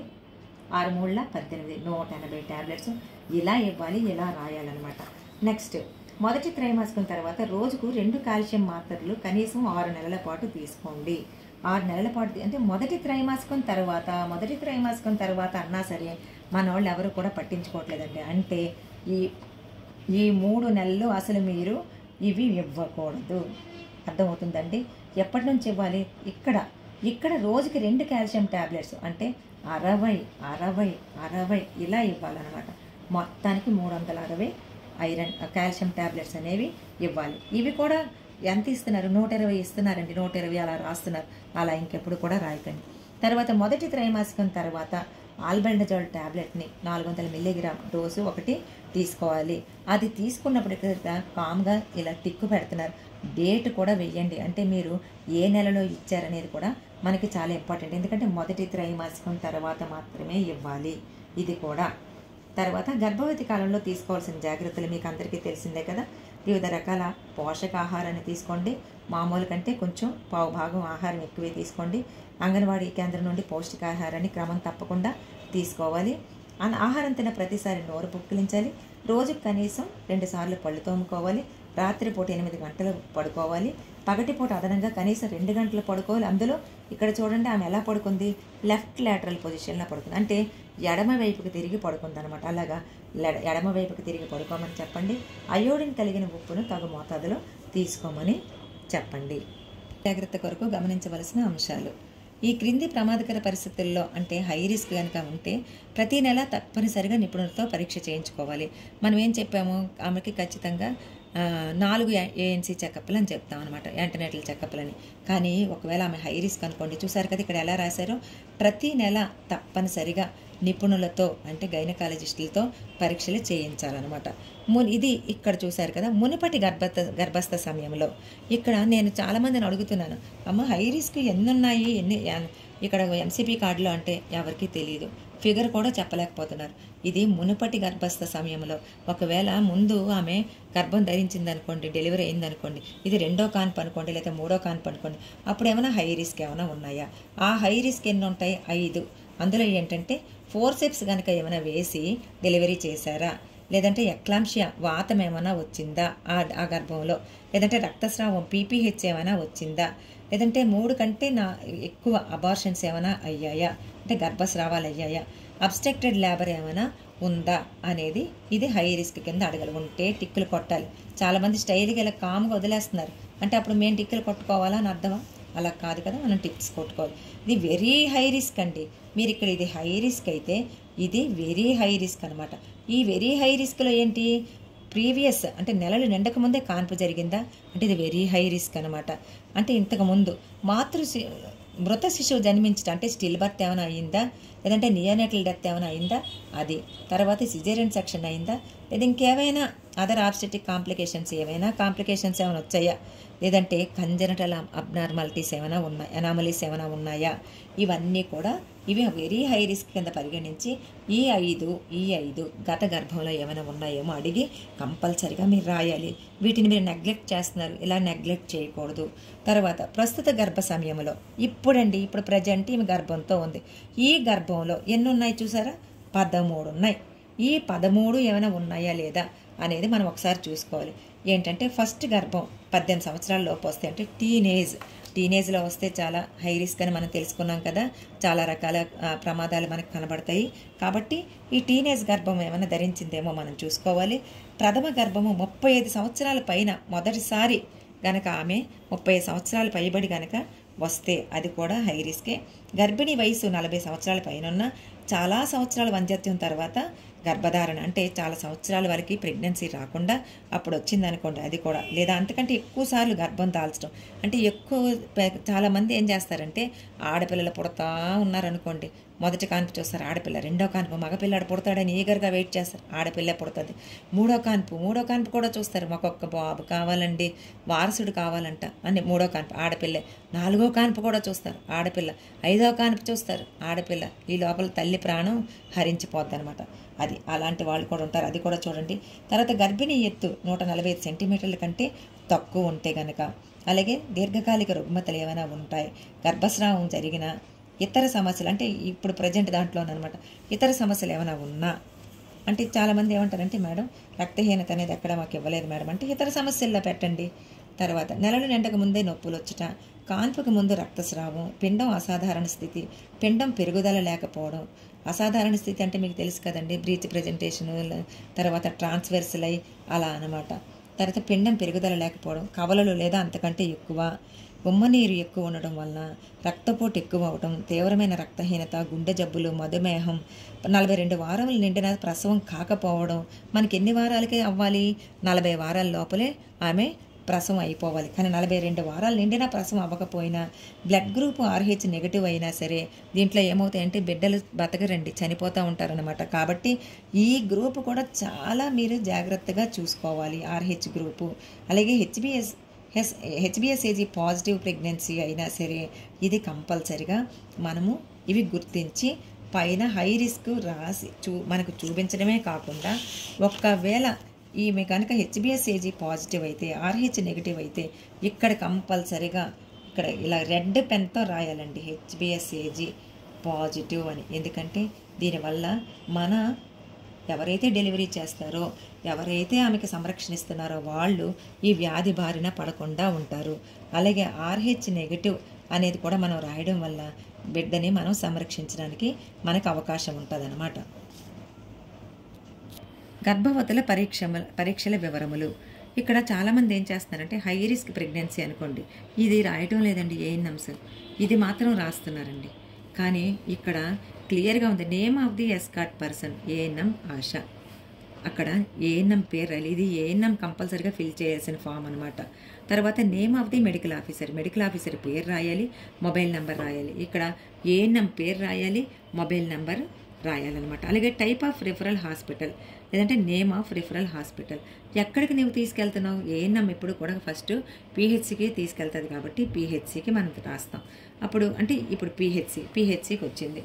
పిహెచ్సికి వచ్చినప్పుడు విజిట్ నెంబర్ 1 ఈ విజిట్లో ఏం చేస్తామంటే విజిట్ డేట్ వేయాలండి. తర్వాత ఖచ్చితంగా వెయిట్ అనేది చూడాలి. మనం చెప్పుకున్నాం కదా, వెయిట్ 10 to 12 kgs పెరగాలి. కాబట్టి ఆమె పెరుగుతుందా లేదా, అందుకు అసాధారణంగా ఉందనే తెలుసుకోవాలి. బీపీ వేయాలి. తర్వాత ఆల్బమిన్ షుగర్ ఎలాగో ఖచ్చితంగా చేస్తాం, అది వేస్తాం. హిమోగ్లోబిన్ చేస్తాం. తర్వాత అయోడిన్ అనేది మనం చేస్తాం. ఇప్పుడు పిహెచ్సి అయితే టిక్కు కొట్టుకోవాలన్నమాట. సిహెచ్సి అయితే సిహెచ్సి టిక్కు కొట్టుకోవాలి, ఏహెచ్ అయితే ఏహెచ్ టిక్కు కొట్టుకోవాలి అలా. తర్వాత name of the referral hospital ఏంటంటే మీ పిహెచ్సి పేరు రాసుకుంటారు, సిహెచ్సి పేరు రాసుకుంటారండి. నెక్స్ట్ అడిమా ఉందో లేదో ఎవరు చెక్ చేస్తారు, ఇక్కడికి వచ్చారు అని అంటే మీరు పిహెచ్సికి వచ్చారంటే డాక్టర్ గారు చెక్ చేయాలి. డాక్టర్ గారు ఖచ్చితంగా ఆ డాక్టర్ గారి కనుసన్నల్లోనే వెయిట్ చూడాలి, డాక్టర్ గారే బీపీ చూడాలి. డాక్టర్ గారు అక్కడ పిహెచ్సిలో యూరిన్ ఆల్బమిన్ షుగర్ టెస్ట్ చేయించి ఆ రిపోర్ట్స్ చూడాలి. హిమోగ్లోబిన్ టెస్ట్ కూడా అక్కడ పిహెచ్సిలో చెక్ చేసిన రిపోర్ట్ వేయాలి. అడిమా ఉందో లేదో చూడాలి. ఫండల్ హైట్ ప్రజెంటేషన్ కూడా డాక్టర్ గారి చూస్తారనమాట. అలాగే ఫీటల్ హైట్ మూమెంట్ కూడా, ఫీటల్ హార్ట్ సౌండ్స్ లేదంటే మూమెంట్స్ ఉన్నాయా లేదా, ఫీటల్ హార్ట్ సౌండ్ ఎలా ఉందనేది కూడా ఇక్కడ వేస్తారు. అదే అల్ట్రాసౌండ్ స్కాన్ ఏమైనా చేస్తే ఎస్ అయితే ఎస్ లేదంటే నో అయితే నో అని రాస్తారు. అదర్ ఇన్వెస్టిగేషన్స్ ఏమైనా చేస్తే రాస్తారు. అసోసియేటెడ్ సిమ్టమ్స్ అంటే ఇంకా ఆమెకి ఏమైనా ఇంకా ఇప్పుడు వామిటింగ్స్ అనేవి కామన్, అదే కాకుండా ఇంకేమైనా ప్రాబ్లమ్స్ ఉంటే కనుక ఆ ప్రాబ్లమ్స్ ఇక్కడ రాస్తారు. డేట్ ఆఫ్ నెక్స్ట్ విజిట్ మళ్ళీ ఆమె ఎప్పుడు రావాలి అనేది రాస్తారనమాట. అయితే మనం ఇక్కడ ఏం చెప్పుకున్నామంటే 3వ నెలలో రిజిస్ట్రేషన్ చేసామని చెప్పుకున్నాం కదా. అప్పుడు ఇక్కడ మనం ఇక్కడ ఎక్కడికి తీసుకొచ్చాం, పిహెచ్సికి తీసుకొచ్చాం. కాబట్టి మీరు ఎక్కడ చేస్తున్నారు, మీరు మీ సబ్ సెంటర్లో చేసుకుంటున్నారు, మీ ఆరోగ్య కేంద్రంలో చేస్తున్నారు. మనం ఇక్కడికి తీసుకొచ్చినప్పుడు ఎప్పుడు తీసుకొస్తాం, 5వ నెలలో తీసుకొస్తాం అనమాట. ఈ 5వ నెలలో తీసుకొచ్చినప్పుడు ఈ 5వ నెల తాలూకా ఆ డేట్ని వేస్తాం. తర్వాత మళ్ళీ ఇక్కడ 7వ నెలలో తీసుకొస్తాం. తర్వాత ఒకవేళ డెలివరీ అయిన వెంటనే ఒక్కోసారి ఆమెని 4వ నెలలోనే మీరు తీసుకొని వచ్చారు. 4వ నెలలో తీసుకొస్తే అప్పుడు ఏం చేస్తారంటే 4వ నెలలో తీసుకొచ్చారు, తర్వాత 7వ నెలలో తీసుకొచ్చారు, 8వ నెలలో తీసుకొచ్చారు, నెక్స్ట్ 9వ నెలలో తీసుకొచ్చారు. యాక్చువల్గా మనం గర్భవతిని ఎలా చూపించాలి, 4 నుంచి 7వ నెల వరకు కూడా ఒక్క విజిట్ మనకి సరిపోద్ది అనమాట. 7వ నెల నుంచి 2 సార్లు మనకి ఇక్కడ చెకప్ అనేది చేయించాలి. మామూలుగా అయితే గవర్నమెంట్ ఇచ్చిన మనకి నామ్స్ ప్రకారం 4 సార్లు 4 ఏఎన్సీ చెకప్లు అనేవి చేయించాలన్నమాట. కానీ ఇక్కడ మనం ఏం చేస్తామంటే మనకి డాక్టర్ గారు చెప్తారు ప్రతి నెల అంటే 4 చెకప్స్, 4 ఏఎన్సీ యాంటీనేటల్ చెకప్స్ అయితే అప్పుడు మనకి ఫుల్ ఏఎన్సీ కింద వస్తుంది. అంటే అక్కడ హెచ్బి చేయించాలి, తర్వాత అన్ని టెస్టులు చేయించాలి, టీడీ వ్యాక్సిన్, TD1, TD2 ఇవన్నీ వేస్తేనే ఫుల్ ఏఎన్సీ కింద మనకి లెక్కలోకి వస్తుంది. అయితే 7వ నెల వరకు కూడా ఒక నెలకు ఒక్కసారి చెక్ చేసిన 7వ నెల నుంచి మాత్రం 15 రోజులకు ఒకసారి గర్భవతిని మనం చెక్ చేస్తూ ఉండాలన్నమాట. ఏమైనా ప్రాబ్లం ఉంటే ఏఎన్ఎం ఏం చేయాలంటే డాక్టర్ గారి దగ్గరికి తీసుకొచ్చినప్పుడు చెప్పాలి. లేదు డాక్టర్ గారి దగ్గరికి తీసుకొని రావడానికి ఇంకా లేట్ అవుతుంది అంటే ఇమీడియట్గా ఇక్కడ చెప్పాం కదా మేడం 5వ నెలలు, తర్వాత 7వ నెల, తర్వాత 9వ నెల అని చెప్పారు కాబట్టి ఇక్కడే తీసుకురావాలని మేము ఆగాము అని అనుకోకూడదు. కాంప్లికేషన్ వచ్చిందా ఇమీడియట్గా డాక్టర్ గారి దగ్గరికి తీసుకురావాలి. ఇవన్నీ ఫిలప్ చేసిన తర్వాత డాక్టర్ గారు ఇక్కడ సిగ్నేచర్ పెట్టాలన్నమాట. పెట్టిన తర్వాత గర్భవతులు ఆరోగ్య కార్యకర్త అంటే ఏఎన్ఎం కానీ ఆశ కానీ వెంట ఉండి ప్రసవం కొరకు తీసుకొని పోవాలి. ఇక్కడ చాలామందికి ఏంటంటే ఒక్క ఆశ మాత్రమే డెలివరీకి వెళ్ళాలి అనేది ఇక్కడ చాలామంది ఏఎన్ఎంస్ అనుకుంటున్నారు. ఇక్కడ ఏఎన్ఎం కానీ ఆశ కానీ ఆశ ఒక్కతే డెలివరీకి వెళ్ళాలని రూల్స్ ఏమీ లేవండి. ఏఎన్ఎం కూడా ఖచ్చితంగా వెళ్ళాలి. ఏ ఆశ ఒక్కతే వెళ్ళాలి అనే రూల్ ఏమీ లేదు. అయితే ఏఎన్ఎం లేదంటే ఆశ తీసుకొని వెళ్ళాలి. గర్భిణులకు రవాణా సౌకర్యం కొరకు అయ్యే ఖర్చులను ఇక్కడ జేఎస్ఎస్కే పథకం కింద తీసుకోవాలి. తర్వాత 9వ నెల వచ్చిన తర్వాత నుంచి ఆమెకి ప్రతి వారం మనం చెకప్ చేయవలసిందే. గర్భవతిని చెకప్ చేయవలసిందే. ఒకవేళ ఏమైనా ప్రసవానికి దగ్గరగా ఉందా, ఏమైనా కాంప్లికేషన్స్ ఉంటే ఇమీడియట్గా ఆమెని డాక్టర్ గారి దగ్గరికి తీసుకొని వచ్చి చెక్ చేయించాలి. అంటే ఇక్కడ ఇచ్చిన నామ్స్ ప్రకారం మనం ఏంటంటే రిజిస్ట్రేషన్ డేట్ అక్కడ వేసేస్తాం కాబట్టి మిగతా 3 చెకప్స్ అంటే అక్కడ ఒక చెకప్, ఇక్కడ 3 చెకప్స్, మొత్తం 4 చెకప్స్ జరుగుతాయి. లేదు తర్వాత ఇంకోటి ఏంటంటే ఒక చెకప్ మనం పిఎంఎస్ఎంఏలో కూడా చేస్తాం కాబట్టి ఈ 3 చెకప్లే కాకుండా ఇంకో చెకప్ ఇక్కడ ఈ మధ్యలో ఎక్కడైనా సరే పిఎంఎస్ఎంఏ కింద మనం చెక్ చేయించి డాక్టర్ గారితో ఇవన్నీ కూడా మనం ఫిలప్ చేయించాలి. నెక్స్ట్ ఇక్కడ హై రిస్క్. ఈ హై రిస్క్ ఏంటంటే ఒకవేళ ఏఎన్ఎం తనకి కేసు ఆ టైంకి ఆ డెలివరీ టైంకి ఆ అమ్మాయి లీవ్ పెట్టిందండి. లీవ్ పెడితే ఆశ కూడా అందుబాటులో లేదు. అప్పుడు నెక్స్ట్ ఉండేవాళ్ళు ఎవరు ఉంటారు? ఎంపీహెచ్ఎస్ఎఫ్ ఉంటారు, పిహెచ్ఎన్లు ఉంటారు అంటే పబ్లిక్ హెల్త్ నర్సులు ఉంటారు, ఎంపీహెచ్ఎస్ ఫీమేల్ ఉంటారు అంటే సూపర్వైజర్స్ ఉంటారు. మరి వాళ్ళకి కేసు కోసం తెలియదు కదా, తెలియాలి కదా. ఇప్పుడు ఈమె హై రిస్క్ కాబట్టి ఒకవేళ హై రిస్క్ అనుకుందాం, తెలియాలి, వీళ్ళకి తెలియదు. తెలియకపోతే ఆ కేసు మనం హాస్పిటల్కి తీసుకెళ్ళడం చాలా కష్టమైపోద్ది. కాబట్టి ఇక్కడ ఇది ఎవరు రాయాలి అంటే ఇక్కడ ఏఎన్ఎంస్ ఇక్కడ వదిలేసి ఇక్కడ రాస్తున్నారు కాదండి. హై రిస్క్ అంటే ఇక్కడ ఏఎన్ఎం అన్ని కేసులకి ఇక్కడ ఏఎన్ఎం రాయాలి. హై రిస్క్ అయితే మాత్రమే ఇక్కడ వీళ్ళిద్దరూ రాయాలన్నమాట. ఏఎన్ఎం ఇక్కడ రాయడానికి వీలు లేదు. ఇక్కడ ఎస్కార్ట్ పర్సన్ ఎవరు, వీళ్ళలో ఎవరో ఒకళ్ళు ఈ పేరు రాయాలి, ఫోన్ నెంబర్ రాయాలి, మెడికల్ ఆఫీసర్ రాయాలి, ఫోన్ నెంబర్ రాయాలి. ఇక్కడ ఈ టైప్ ఆఫ్ రెఫరల్ హాస్పిటల్ ఎక్కడికి తీసుకెళ్తున్నారు మీరు? సిహెచ్సికి తీసుకెళ్తున్నారా, డిహెచ్కి తీసుకెళ్తున్నారా, టీహెచ్కి తీసుకెళ్తున్నారా, ఏహెచ్కి తీసుకెళ్తున్నారా, సిహెచ్కి తీసుకెళ్తున్నారు అనుకుందాం. ఆ సిహెచ్సి పేరు అనేది మనం ఇక్కడ రాస్తాం అన్నమాట. ఈ పేరు ఇక్కడ రాస్తాం. తర్వాత అప్పుడు ఆ రిఫరల్కి తీసుకెళ్ళినప్పుడు హై రిస్క్ కదా, మనం ఖచ్చితంగా వాళ్ళని చెక్ చేపిస్తూ ఉండాలన్నమాట. ఆమె ఎలా ఉందనేది ఈమె విజిట్ చేసినప్పుడు అంతా కూడా ఇక్కడ ఇవన్నీ కూడా చూసుకోవాలి. తర్వాత ఈమె ఎస్కార్ట్గా వెళ్ళి ఈ హై రిస్క్ని సందర్శించి ఈమె తాలూకా పరిస్థితి ఎలా ఉందనేది ఇవన్నీ కూడా చెక్ చేయించినప్పుడు, లేదు డాక్టర్ గారి దగ్గరికి తీసుకెళ్ళినప్పుడు డాక్టర్ గారు ఇవన్నీ రాసి ఇక్కడ సంతకం అనేది పెడతారనమాట. ఇది మెయింటైన్ చేయవలసింది ఎవరు అంటే పిహెచ్ఎన్ కానీ, ఎంపీహెచ్ఎస్ కానీ, సూపర్వైజర్ కానీ. ఇక చూసారు కదా, ప్రమాదకర గర్భస్థ స్థితి ఉన్న గర్భవతులను ఆరోగ్య కార్యకర్త అంటే ఏఎన్ఎంఆర్, ఎంపీహెచ్ఎస్, ఎఫ్, పిహెచ్ఎన్ కానీ వెంట ఉండి ప్రసవం కొరకు తీసుకొని ఖచ్చితంగా వెళ్ళాలి. ప్రసూతి సంరక్షణలో గత ప్రసవ సమయంలో తలెత్తిన సమస్యలు సరైన దానికి టిక్ పెట్టండి. ఇక్కడ క్లియర్గా ఉంది చూసారా, ఇక్కడ గర్భవతి సంరక్షణ అని లేదు, గర్భిణీ సంరక్షణ అని లేదు, ప్రసూతి సంరక్షణ. ప్రసూతి అంటే ఏంటి? డెలివరీ సంరక్షణ. ఇది ఒకసారి గుర్తుపెట్టుకోండి. ఇక్కడ పూర్వపు వ్యాధుల వివరాలు అంటే గత ప్రసవం, పోయినసారి ప్రసవంలో అంటే ఇప్పుడు ప్రసవం కాదు, అప్పుడు ఏమేమి తలెత్తే, క్షయ ఉందా, మధుమేహం ఉందా, రక్తపోటు ఉందా, ఆస్తమా ఉందా, గుండె సంబంధిత వ్యాధులు ఇతరులు ఏమైనా ఉన్నాయా, ఇవి ఇక్కడ టిక్ చేయాలన్నమాట. తర్వాత ఎగ్జామినేషన్, ఎవరు ఎగ్జామినేషన్ చేస్తారు? డాక్టర్ గారు ఎగ్జామినేషన్ చేస్తారు. గుండె ఎలా ఉంది, తర్వాత ఊపిరితిత్తులు ఎలా ఉన్నాయి అంటే ప్రస్తుతం ఈమె తాలూకా డెలివరీ అవుతుంది కదా, డెలివరీ అయింది కదా, ఈ గుండె ఊపిరితిత్తులు చనుమన లోపలికి పోయి ఉందేమో ఒకసారి ఇవన్నీ కూడా చూసుకోవాలి. ఎందుకు? పాలు ఇవ్వాలి కదా బేబీకి, చనుమన లోపలికి పోయి ఉంటే పాలు బిడ్డ తాగడం కష్టం కాబట్టి అది చెక్ చేసుకోవాలి. నెక్స్ట్ ఉదర పరీక్షలు చూడాలి. ఏంటంటే ఫండల్ హైట్ ఎంత ఉంది అంటే వీక్స్ సెంటీమీటర్స్లో ఎంత ఉందో రాయాలి. తర్వాత ప్రజెంటేషన్ అంటే డెలివరీలో ఉంది కాబట్టి ప్రజెంటేషన్ ఎలా ఉంది, బేబీ కింద అంటే హెడ్ కిందకు ఉందా, లేదంటే బటక్స్ ప్రజెంటేషన్లో ఉందా, ట్రాన్స్వర్స్ లే ప్రజెంటేషన్లో ఉందా చూసుకొని ఇక్కడ రాయాలి. తర్వాత ఫీటల్ మూమెంట్స్ ఎలా ఉంటాయి, నార్మల్, రెడ్యూస్డ్, యాబ్సెంట్. అంటే ఫీటల్ హార్ట్ రేటు ఇక్కడ నార్మల్ ఉంటే నార్మల్ రాస్తారు, లేదు యాబ్సెంట్ అయితే యాబ్సెంట్ రాస్తారు. ఇవి ఫిలప్ చేయాలన్నమాట, అంతేగాని ఖాళీగా వదిలేయకూడదు. పర్ మినిట్ ఎంత ఉంది, బేబీకి 140 ఉందా, 120 ఉందా, ఇలాగా ఇవన్నీ కూడా డాక్టర్ గారు రాయాలన్నమాట. తర్వాత గర్భిణీ స్త్రీ సంరక్షణ సందర్శన వివరాలు. గర్భిణీ స్త్రీ సందర్శన వివరాలు అనంటే ఇక్కడ గర్భిణీ స్త్రీ సంరక్షణ సందర్శన వివరాలు అని ఉంది కదా. ఖచ్చితంగా మనం డాక్టర్ గారితో 4 చెకప్స్ అనేవి చేయించాలి. ఎప్పుడెప్పుడు అనేది మనం ఇక్కడ చెప్పుకున్నాం. ఏంటంటే ఈ మెలగు ఫస్ట్ రిజిస్ట్రేషన్ అవ్వగానే అక్కడ చేపించేస్తుంది.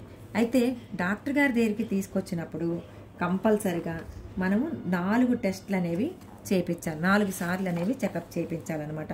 అది ఎప్పుడెప్పుడు అని అంటే మనం చెప్పుకున్నాం కదా, 7వ నెల లోపల 1 చెకప్ అయితే సరిపోతుంది.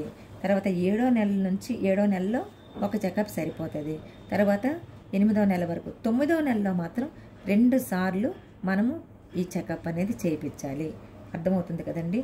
ఇది 4 అంటే 5 నెలలకి, తర్వాత ఇది 7 నెలలకి, తర్వాత ఇది 9వ నెలలో 2 సార్లు మనం చెకప్ చేపిస్తాము. లేదంటే 8వ నెలలోనైనా మీరు చేయించండి. అలాగే ఈమె పిఎంఎస్ఎంఏకి వస్తుంది కదా, ఆ డేట్ కూడా వెయ్యాలి. ఇక్కడ డేట్స్ అనేది వెయ్యాలన్నమాట. అలాగే పిఎంఎస్ఎంఏకి వచ్చిన డేట్ కూడా వెయ్యాలి. ఇది డాక్టర్ గారితో మనం చెక్ చేయించవలసింది. సమస్య ఏదైనా ఉందా, ఏం సమస్య ఉందనేది ఇక్కడ రాయించాలి. సమస్య లేకపోతే డాష్ కొట్టండి. తర్వాత పిఓజీ వారాలు అంటే పీరియడ్ ఆఫ్ జెస్టేషన్, ఆమెకి ఎన్ని వారాలు నిండాయి. ఇక్కడ 5 నెలలు అంటే 20 వారాలు నిండాయా, ఇక్కడ 28 వారాలు నిండాయా, అలాగా లేదా 32 వారాలా, లేదా 36 వారాలా, ఇలా మనం రాసుకురావాలన్నమాట. పిఎంఎస్ఎంఏకి వచ్చినప్పుడు 32 వారాల అలా రాయించాలి. తర్వాత బరువు వెయ్యాలి. పల్స్ రేట్ ఎంత ఉందో చూడాలి, రక్తపోటు లేదో చూడాలి. ప్యాలర్ అంటే ఏంటంటే రక్తహీనత. ఈ రక్తహీనత ఏమైనా ఉందా లేదా మనం చూసి, అంటే హెచ్బి టెస్టులు చేస్తాం కదా, ఈ హెచ్బి టెస్ట్ తాలూకా ఈ వాల్యూస్ని ఇక్కడ వేస్తాం అనమాట. ఇది అన్నిటిలోనూ వేస్తాం. అడిమా, ఆమెకి ఏమైనా వాపులు ఏమైనా ఉన్నాయా, కామెర్లు ఏమైనా ఉన్నాయా, ఇవి చేస్తాం. తర్వాత ఈ డాక్టర్ గారు ఏం చేస్తారంటే బ్లడ్ గ్రూప్ చేపిస్తారు. RH టైపింగ్ పాజిటివా నెగిటివా, ఏ డేట్లో వేశారు, ఏ డేట్లో చేశారు, HbSAg పాజిటివా నెగిటివా, date, blood sugar, thyroid stimulating hormone, తర్వాత HIV, syphilis, gestational diabetic mellitus, ECG, ఇవన్నీ కూడా చేయించి డేట్స్ అనేది వేస్తారు. అలాగే బ్లడ్ గ్రూప్ RH నెగిటివ్ అయితే యాంటీ RHD 1G IgG ఇచ్చిన తేదీ కూడా ఇక్కడ వేసి ఆ డేట్ కూడా మనం ఇక్కడ వేయడం జరుగుతుంది అనమాట. అది డాక్టర్ గారు ఇదంతా కూడా ఇక్కడి నుంచి ఇవన్నీ కూడా డాక్టర్ గారు ఫిలప్ చేయవలసింది. ఇది కూడా మన ఏఎన్ఎంస్ 1-2 కాలమ్స్ ఫిలప్ చేసి వదిలేస్తున్నారు. ఇది ఏఎన్ఎం ఫిలప్ చేయవలసింది కాదండి, డాక్టర్ గారు ఫిలప్ చేయవలసింది. ఒకవేళ డాక్టర్ గారు బిజీగా ఉండి ఇవన్నీ కూడా చేస్తూ అమ్మ మీరు ఫిలప్ చేయండి అంటే అప్పుడు డాక్టర్ గారి పర్యవేక్షణలో మీరు ఇవి రాయాలి. తర్వాత తప్పనిసరి పరీక్షలు ఏంటంటే రక్త పరీక్ష 1, 2, 3, 4, 5, 6 ఇచ్చారు. అంటే 4వ నెల, 5వ నెల, 6వ నెల, 7, 8, 9 ఈ 9 నెలల్లో ఖచ్చితంగా ఇక్కడ హెచ్బి వాల్యూ ఇక్కడ పడాల్సిందే. తర్వాత మూత్రం ఆల్బుమిన్, తర్వాత షుగరు అంటే మూత్రంలో షుగర్, యూరిన్ ఆల్బుమిన్, అల్ట్రాసోనోగ్రఫీ ఏమైనా ఉంటే రాస్తారు, లేదంటే లేదనమాట. ఒకవేళ HbSAg పాజిటివ్ అయింది గుర్తించింది అనుకోండి, మోడల్ ట్రీట్మెంట్ సెంటర్ అంటే ఎక్కడైతే ఆమె ట్రీట్మెంట్ తీసుకుంటుందో ఆ సెంటర్ పేరు ఇక్కడ మనం రాయాలి. ఆ తర్వాత ఇన్వెస్టిగేషన్ ఫైండింగ్స్ అన్నీ కూడా డాక్టర్ గారు ఇక్కడ జాగ్రత్తగా అన్నీ రాస్తారు. స్కాన్ ఇవన్నీ కూడా ఇక్కడ రాయడం జరుగుతుంది అనమాట. అలాగే ఇవన్నీ కూడాను. తర్వాత కుటుంబ సంక్షేమ సేవలు, అంగీకరించిన కుటుంబ నియంత్రణ పద్ధతులు. ఒకవేళ గర్భవతికి మనం ఏంటంటే ముందు నుంచే మనం చెప్తాం, ఆమె ప్రెగ్నెంట్గా ఉండేటప్పుడే అమ్మ ఫ్యామిలీ ప్లానింగ్ మెథడ్స్ మీరు సెలెక్ట్ చేసుకోండి అంటాం. 2 పిల్లలు పుట్టారనుకోండి, లేదా 3 పిల్లలు అంటున్నారు కదా, ఇప్పుడు 3 పిల్లలు పుట్టిన తర్వాత అంతరా ఇంజెక్షన్ చేయించుకుంటారా, లేదంటే పర్మనెంట్ వ్యాసెక్టమీ చేయించుకుంటారా, మగవాళ్ళకైతే స్త్రీలకైతే పర్మనెంట్ ట్యూబెక్టమీ చేయించేసుకుంటారు ఇంకా పిల్లలు పుట్టకుండా అని అడుగుతాం. లేదు మాకు ఇంకొకళ్ళు కావాలి అని అన్నారనుకోండి, అయితే అంతరా ఇంజెక్షన్ అని కొత్తగా వచ్చింది, ఇంజెక్షన్ చేయించుకుంటే పిల్లలు మీకు కొన్ని రోజులు ఆపుకుంటామని చెప్పి చెప్పొచ్చు, నిరోధ వాడమని చెప్పొచ్చు, కండోము, నోటి మాత్రలు మనం చెప్పొచ్చు. వాళ్ళు ఇవన్నీ మనం చెప్తాం. కాబట్టి ఏదైతే వాళ్ళు అంగీకరించారో ఆ అంగీకరించిన కుటుంబ నియంత్రణ పద్ధతులు ఇక్కడ మనం రాయాలన్నమాట. ప్రసవానంతర సంరక్షణ అంటే డెలివరీ అయిపోయిన తర్వాత మనము సంరక్షణ అనమాట. ప్రసవం జరిగిన తేదీ ఇక్కడ డేట్ అనేది వేస్తాము, డేటు, మంత్, సంవత్సరం వేస్తాం. ప్రసవం జరిగిన ప్రదేశం ఎక్కడ జరిగింది, ఏ హాస్పిటల్లో జరిగింది, ప్రసవం జరిగిన పద్ధతి నార్మల్ డెలివరీయా, ఫోర్సెప్స్ డెలివరీ, సిజేరియన్ సెక్షన్ అనేది టిక్ కొడతాం. ఈమె ఫుల్ టర్మ్తో డెలివరీ అయిందా, లేదంటే ప్రీ టర్మ్తో అంటే నెలలు నిండక ముందే డెలివరీ అయిందా, లేదంటే స్పాంటేనియస్ అబార్షన్ అయిపోయిందా రాస్తాం. అంటే తర్వాత ప్రసవం తర్వాత ఆసుపత్రిలో ఎన్ని రోజులు ఉన్నది అనేది కూడా రాయాలి, ఏమైనా సమస్యలు ఉన్నాయా అనేది కూడా రాయాలి, పుట్టిన బిడ్డ మగ లేదంటే ఆడ అనేది రాయాలి, బరువు రాయాలి, అంటే ఎన్ని ఇక్కడ కిలోల్లో రాయాలి, 1.1 kg 300 గ్రాములు అనుకోండి అలా రాయాలన్నమాట. బిడ్డ పుట్టిన వెంటనే ఏడ్చిందా, బిడ్డ పుట్టిన గంటలోపే తల్లిపాలు తాగిందా, తర్వాత గంట లోపలే మనం తల్లిపాలను మనం చెప్పాలి కదా, కాబట్టి తల్లిపాలు తాగిందా లేదా అనేది కూడా మనం చెప్పాలి. బిడ్డ బరువు 2.5 కిలోగ్రాముల కంటే తక్కువ ఉంటే 3 సార్లు ఆసుపత్రిని సందర్శించాలి. బిడ్డ బరువు మామూలుగా అయితే మనకి 2.75 అంటే 2.8, 2.75 నుంచి 2.8 నార్మల్. కాబట్టి బిడ్డ బరువు 2.5 కిలోగ్రాముల కంటే తక్కువ ఉంటే 3 సార్లు ఆసుపత్రికి వెళ్ళాలి. విటమిన్ కే ఇంజెక్షన్ ఇచ్చారా లేదా, జేఎస్వై నగదు అందిందా లేదా అనేది కూడా ఇక్కడ రాయాలి. తర్వాత ఇది ఖచ్చితంగా బాలింత సంరక్షణ. మనకి ఇంతకంతా ఇక్కడ వరకు కూడా ఇదేమో ప్రసూతి సంరక్షణలో డాక్టర్ గారు అంతా చేశారు, గర్భిణీ సంరక్షణలు ఇదంతా చేశారు. ఇక్కడ బాలింత సంరక్షణ ఇక్కడ ఎవరు చేస్తారు, ఇక్కడ ఏఎన్ఎం గారు చేస్తారనమాట. అందరూ ఏమనుకుంటారంటే బాలింత సంరక్షణ అనగానే ఇది హెచ్బిఎన్సి అని అంటారు. అంటే అంటే home based neonatal care. Neonatal care అనగానే ఏమనుకుంటారంటే ఆశాలు మాత్రమే చేయాలనుకుంటారు. కాదండి, అది ఏఎన్ఎంస్ చేయాలి, ఆశాలు చేయాలి, ఎంఎల్హెచ్పీలు కూడా చేయాలి. అంటే నియోనేటల్ కేర్ మనం తీసుకునేటప్పుడు చేసేటప్పుడు బేబీని చూసేటప్పుడు ఖచ్చితంగా తల్లిని కూడా మనం సందర్శించాలి. అక్కడ అందరూ ఏం చేస్తున్నారు, మన సంస్థాగత ప్రసవాలని అంటే ఎక్కడైతే హాస్పిటల్లో డెలివరీస్ని మాత్రమే మనం ప్రోత్సహిస్తాం. అందరూ ఏం చేస్తారంటే మొదటి రోజు నుండి చూసేస్తున్నారు. ఎందుకంటే మేము హాస్పిటల్కి వెళ్ళాం మేడం, మేము చూసాం మేడం అని అంటున్నారు. రెండో రోజు మూడో రోజు నార్మల్ డెలివరీ అయితే 3 రోజులు అక్కడ ఉంటారని చెప్తున్నారు, సిజేరియన్ అయితే 7 రోజుల వరకు హాస్పిటల్లో ఉంటారని చెప్తున్నారు. అయినా సరే ఇవి కూడా రాసేస్తున్నారు. అలా రాయకూడదు. ఇక్కడ హోమ్ డెలివరీ అయితే మాత్రమే మనం ఇదంతా కూడా ఫిలప్ చేయాలన్నమాట, లేదంటే ఇది ఫిలప్ చేయకూడదు. ఇక్కడ హాస్పిటల్ అని రాయాలి, హాస్పిటల్లో అడ్మిటెడ్ అని రాసేయాలన్నమాట. 3వ రోజు కూడా అక్కడే ఉంది అనుకోండి, అది కూడా అలాగే రాస్తాం. అప్పుడు ఇక్కడ నుంచి లేదంటే 3వ రోజు నుంచి కాంప్లికేషన్స్ ఏమైనా ఉన్నాయా, నో. లేదు 7వ రోజు నుంచి నో.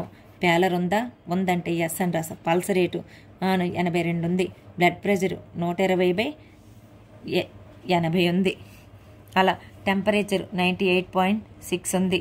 తర్వాత బ్రెస్ట్ సాఫ్టా ఎంగాజ్ అంటే టిక్కులు పెట్టకూడదు, సాఫ్ట్ అలా రాయాలని. నిప్పిల్స్ క్రాకడా నార్మల్ అంటే నార్మల్, టెండర్నెస్ ప్రజెంటా యాబ్సెంటా అంటే యాబ్సెంట్, ఇలా అంటే ఏది ఉంటే అది రాయాలి.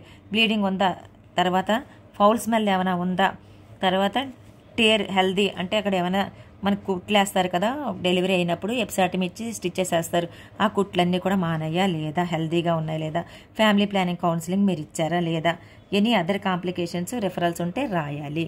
అలాగే ఈ 42 రోజులు కూడా ఏఎన్ఎంస్ ఇదంతా కూడా రాయాలి. ఇది ఖచ్చితంగా ఏఎన్ఎంస్ రాయాల్సిన పట్టిక.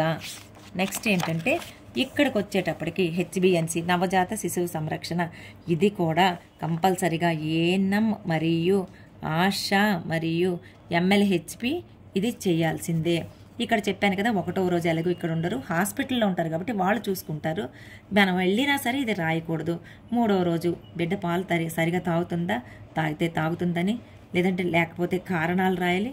శ్వాస ఎన్నిసార్లు పీలుస్తుంది, ఛాతి పోతుందా లోపలికి పోతుందా కాదా, జ్వరం ఉందా లేదా, తర్వాత బొడ్డు చీము పట్టిందా లేదా, చర్మం మీద బొబ్బలు మచ్చలు వచ్చాయి, కామెర్లు వచ్చాయి, అపస్మారక స్థితి మగతుందా, మూత్ర విసర్జన మల విసర్జన సాధారణంగా ఉందా, నీళ్లగా ఉందా, విరోచనాలు రోజుకి ఎన్నిసార్లు అవుతున్నాయి, తదుపరి సందర్శన తేదీ. ఇప్పుడు ఈ రోజు వచ్చింది, ఇక్కడికి వచ్చింది, నెక్స్ట్ ఎప్పుడు వస్తాననేది కూడా ఇక్కడ మనం డేట్ వేసుకోవాలి. ఇక్కడ డేట్లు అనేది వేయాలి.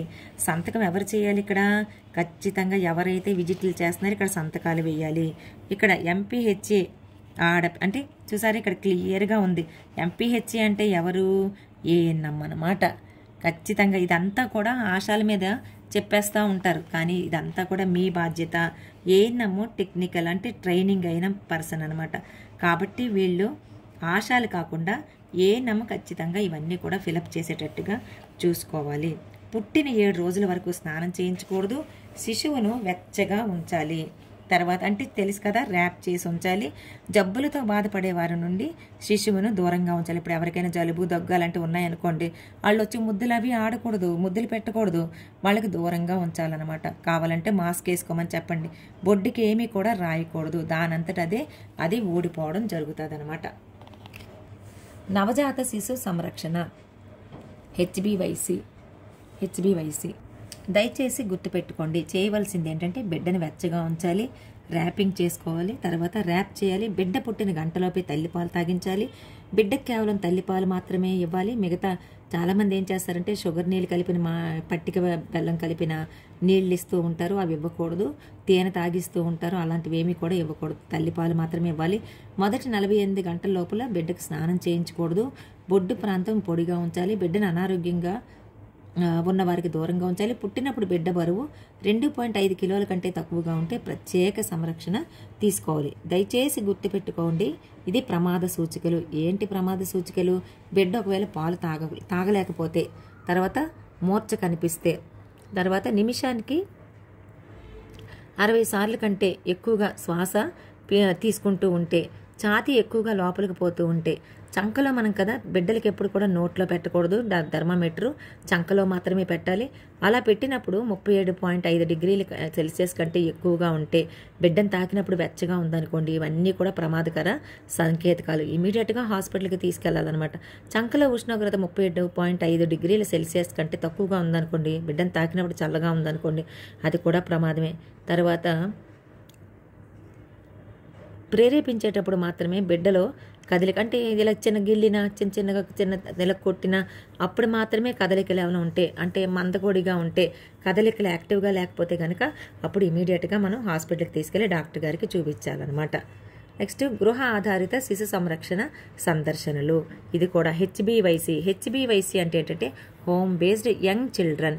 ఇప్పుడు మొన్నటి వరకు ఏంటంటే హెచ్బిఎన్సి మాత్రమే ఉండేది, అది 6 వారాల వరకు మాత్రమే.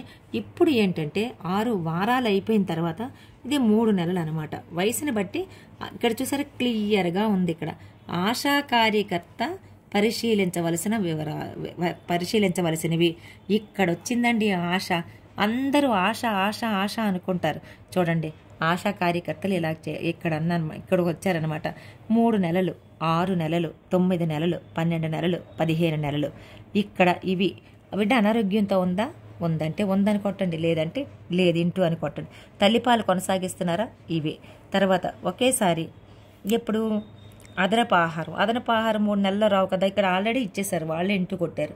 ఇక్కడ ఒకేసారి 2 నుంచి 3 టేబుల్ స్పూన్ల ఆహారం రోజుకి 2 నుంచి 3 సార్లు చొప్పున మధ్యలో 1-2 సార్లు అల్పాహారం తీసుకుంటుందా అంటే తీసుకుంటే టిక్కులు కొడతారు, లేదు అంటే లేదు.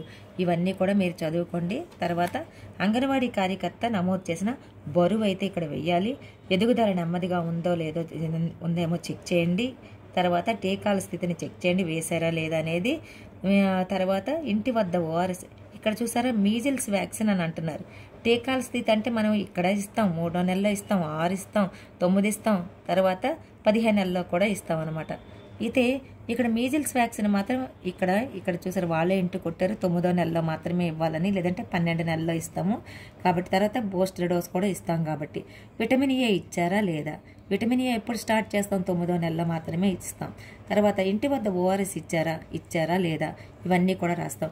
ఇంటి వద్ద ఐఎఫ్ఏ సిరప్ ఇచ్చారా లేదా రాస్తాం అనమాట. వయసుని బట్టి ఆశా కార్యకర్త అందించవలసిన సేవలు 3 నెలలు, 6 నెలలు, 9 నెలలు, 12 నెలలు, 15 నెలలు. కేవలం తల్లిపాలు ఇవ్వడంపై కౌన్సిలింగ్ ఎప్పుడు ఇవ్వాలి?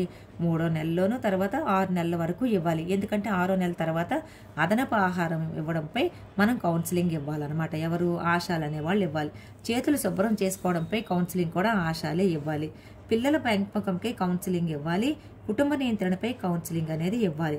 ఎందుకంటే ఆశాలు ఆ గ్రామానికి వాళ్ళే ఉంటారు కాబట్టి, ఆ గ్రామంలో ఉన్న అందరూ కూడా ఆశాలకి పరిచయస్తులు కాబట్టి వాళ్ళు చెప్తే చాలా బాగా వాళ్ళు వినడం జరుగుతుంది. ఓఆర్ఎస్ ఇవ్వడం, తర్వాత IFA సిరప్ ఇవ్వడం అనేది ఇవంతా కూడా ఇక్కడ ఆశాలు ఫిలప్ చేయాల్సిందే.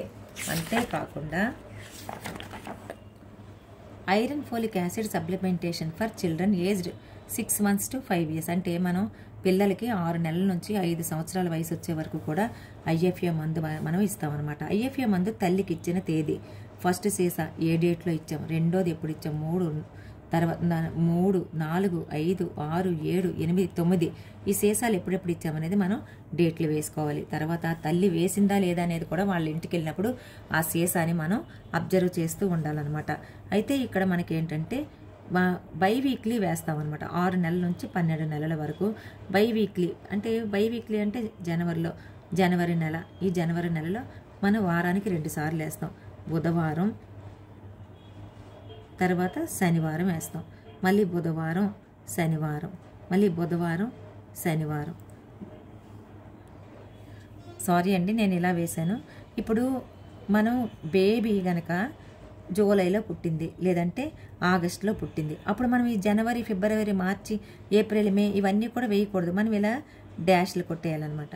ఇలా డాష్లు కొట్టి ఎప్పుడు బేబీ జూలైలో పుట్టింది, జూలైలో పుట్టినప్పుడు అప్పుడు మదర్కి ఫస్ట్ సీసా ఎప్పుడు ఇచ్చామనేది జూలై డేట్ వేస్తామన్నమాట. సారీ అండి, నేను కొంచెం చిన్న కన్ఫ్యూజ్ అయ్యాను, మళ్ళీ చెప్తున్నాను. ఇప్పుడు బేబీ ఫిబ్రవరిలో పుట్టిందండి, ఇక్కడ పుట్టింది, ఈ మంత్లో పుట్టింది. పుట్టినప్పుడు ఈమెకి 6 నెలలు రావాలి కదా, బేబీకి 6 నెలలు రావాలి. అంటే మార్చి, ఏప్రిల్, మే, జూన్, జూలై, ఆగస్ట్. అంటే ఆగస్టుకి మనకి 6 నెలలు కంప్లీట్ అయిపోతాయి. 6 నెలలు కంప్లీట్ అయిపోయినప్పుడు అప్పుడు సెప్టెంబర్లో మనం వేసుకుంటాం అనమాట. సెప్టెంబర్లో అప్పుడు మదర్కి డేటు ఇక్కడ వేస్తాం. అంటే సీసా ఇచ్చిన, ఈ బాటిల్ ఇచ్చిన డేట్ వేస్తాము. వేసిన తర్వాత అప్పుడు మనం ఇక్కడ నుంచి మనం స్టార్ట్ చేసుకుంటాం అనమాట. బై వీక్లీ అని చెప్పాం కాబట్టి ఖచ్చితంగా ఇక్కడ సెప్టెంబర్ నుంచి స్టార్ట్ చేస్తాం. ఇక్కడ అంటే బుధవారం శనివారం, బుధవారం శనివారం, బుధవారం శనివారం, బుధవారం శనివారం. ఇక్కడ మరి ఎందుకు మేడం ఇక్కడ ఉంది, ఇక్కడ రెడ్ ఎందుకు ఇచ్చారంటే ఇక్కడ ఒక్కసారి మీరు చూడండి. మనకి అప్పుడప్పుడు ఇదిగోండి చూసారు కదా, 2వ తారీఖు బుధవారం వచ్చింది, తర్వాత 5 అంటే ఇక్కడ 2 డోసులు, తర్వాత 9, 12 2 డోసులు, 16, 19 2 డోసులు, 23, 26 అంటే ఇక్కడికి మనకి 8 డోసులు అయిపోయినాయి. కానీ ఆ నెలలో మళ్ళీ మనకి ఎక్స్ట్రాగా 30వ తారీఖు బుధవారం పడింది అనమాట. కాబట్టి ఆ డోసుని మనము ఇక్కడ వేస్తాము. ఇక్కడ చూసారు కదా, శనివారం లేదు, 30, 31 శనివారం మళ్ళీ నెక్స్ట్ మంత్లోకి వెళ్ళిపోయింది 2వ తారీఖుకి. కాబట్టి ఈ డోసు మనం ఇక్కడ వేయం.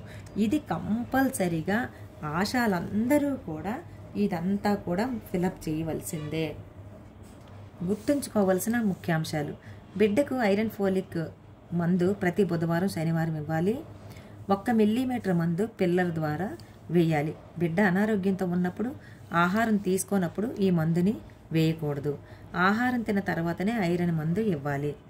ఒక ఐరన్ మందు సీసాలో 60 ml, అంటే ఇక్కడైతే 50 ml అని ఉందండి, కానీ నేను మా దగ్గర చూస్తే 60 ml ఉంది మందు. అంటే వేస్టేజ్ కూడా ఉంటుంది కదా. ఇది 6 నెలల దాకా వస్తుంది అనమాట. మందు అయిపోగానే మహిళా ఆరోగ్య కార్యకర్త లేదంటే ఆశా కార్యకర్తను సంప్రదించమని చెప్పాలి. ఐరన్ మందు ఒకసారి వేయగానే కార్డు మీద వేసినట్టు ఇందాక చెప్పాను కదా, అది గుర్తుపెట్టండి. ఐరన్ మందు వేసాక ఏదైనా సమస్య తలెత్తితే తక్షణమే మహిళా ఆరోగ్య కార్యకర్తను సంప్రదించమని చెప్పండి. ఇక్కడ పిల్లల తాలూకా బరువు చార్టు అంటే గ్రోత్ చార్ట్ మనం మెయింటైన్ చేయాలి. ఇది పాపకి సంబంధించింది అనమాట. ఇందులో వయసు బరువు చార్టు 0 to 3 years అంటే 3 సంవత్సరాల వరకు కూడా అనమాట. కానీ ఇక్కడ మనకి 5 years వరకు కూడా ఉందండి.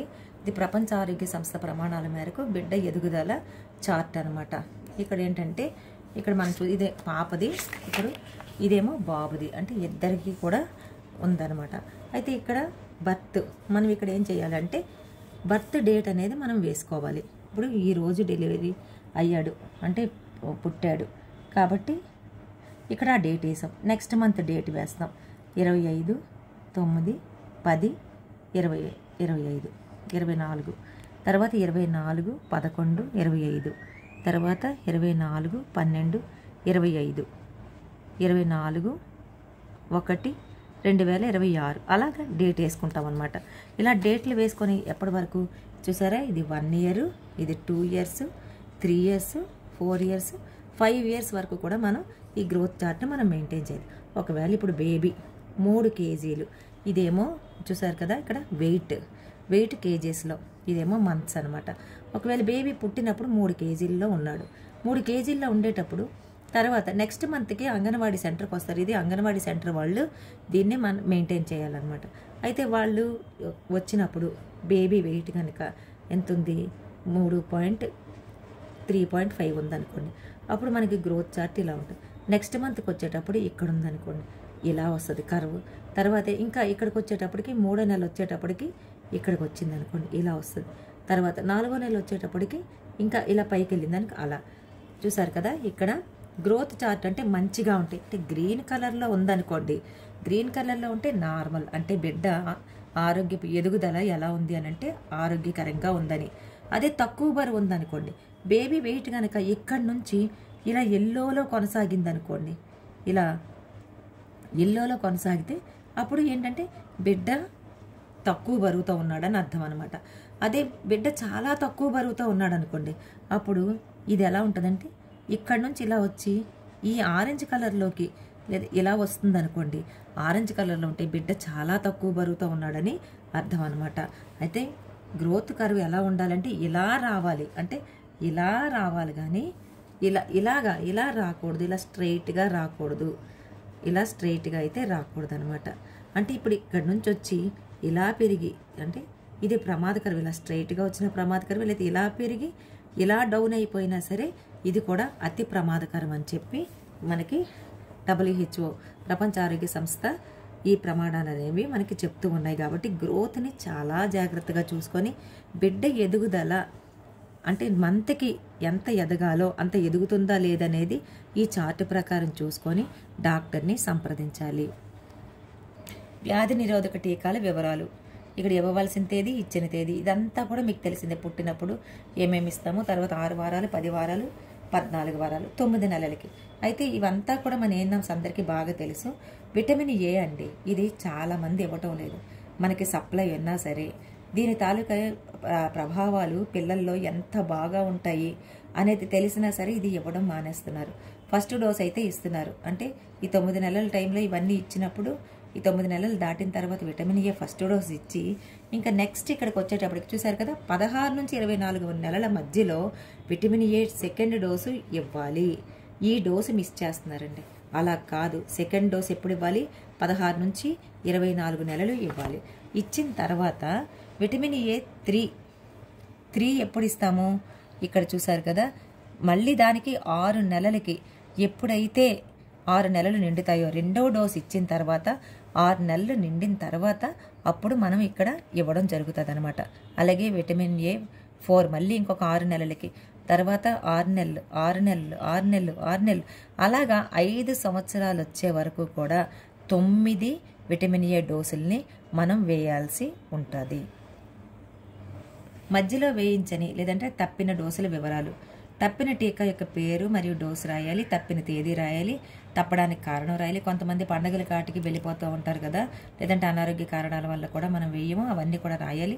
తప్పిన డోసు తదుపరి వేసే సెషన్ను రాయాలి. మహిళా ఆరోగ్య కార్యకర్త సంతకం తీసుకోవాలి. ఇందాక నేను చెప్పాను కదా విటమిన్ ఏ కోసం 6 నెలలకు ఒకసారి వేయాలని. విటమిన్ ఏ 3 అంటే 3వ డోసు, 2వ డోసు మనం చెప్పుకున్నాం కదా బూస్టర్ డోస్తో పాటు అది వేసేస్తాము. తర్వాత 3వ డోసు ఎప్పుడు వేస్తామంటే 2 సంవత్సరాలకి వేస్తాము, ఆ డేట్ వేయాలి. తర్వాత 4వ డోసు ఎప్పుడు వేస్తామంటే 2.5 సంవత్సరాలకి వేస్తాము. అలాగే 5వ డోసు ఎప్పుడు వేస్తామంటే 3 సంవత్సరాలకి వేస్తాం. 6వ డోసు 3.5 సంవత్సరాలకి వేస్తాం. 7వ డోసు 4 సంవత్సరాలకి వేస్తాం. 8వ డోసు 4.5 సంవత్సరాలకి వేస్తాం. 9వ డోసు 5 సంవత్సరాలకి వేస్తాం. చూసారా మనకి గవర్నమెంట్ ఎంత కేర్ తీసుకొని మన కోసం ఎంత బాగా అందిస్తే కనీసం ఈ ఎంసీపీ కార్డు చదవడానికి కూడా చాలా కష్టంగా ఉందండి. మీకు ఆ విషయం తెలుసో లేదో, నెల్లూరు జిల్లా డిఐఓ మేడం ఏ ఉమామహేశ్వరి మేడం ఆవిడ ఎప్పుడు ఎంసీపీ కార్డు చదవండి, ఎంసీపీ కార్డు చదవండి. ఎంత ఇష్టమో మేడంకి ఎంసీపీ కార్డు అంటే, ఎప్పుడు ఎవరు వచ్చినా ఎంసీపీ కార్డు చదివారా అని ఎంసీపీ కార్డు ఖచ్చితంగా చదివిస్తారు. అందులో మీకు తెలియని విషయాలన్నీ కూడా ఉంటాయి, మీరు చక్కగా తెలుసుకోవచ్చు, మీరు కన్ఫ్యూజ్ అవ్వాల్సిన అవసరం లేదని అంటూ ఉంటారనమాట. కాబట్టి జాగ్రత్తగా ఎంసీపీ కార్డుని చదవండి. ఇంకా ఇందులో చాలా విషయాలు ఉన్నాయండి, మన ఆరోగ్యానికి సంబంధించిన విషయాలు కూడా ఉన్నాయి.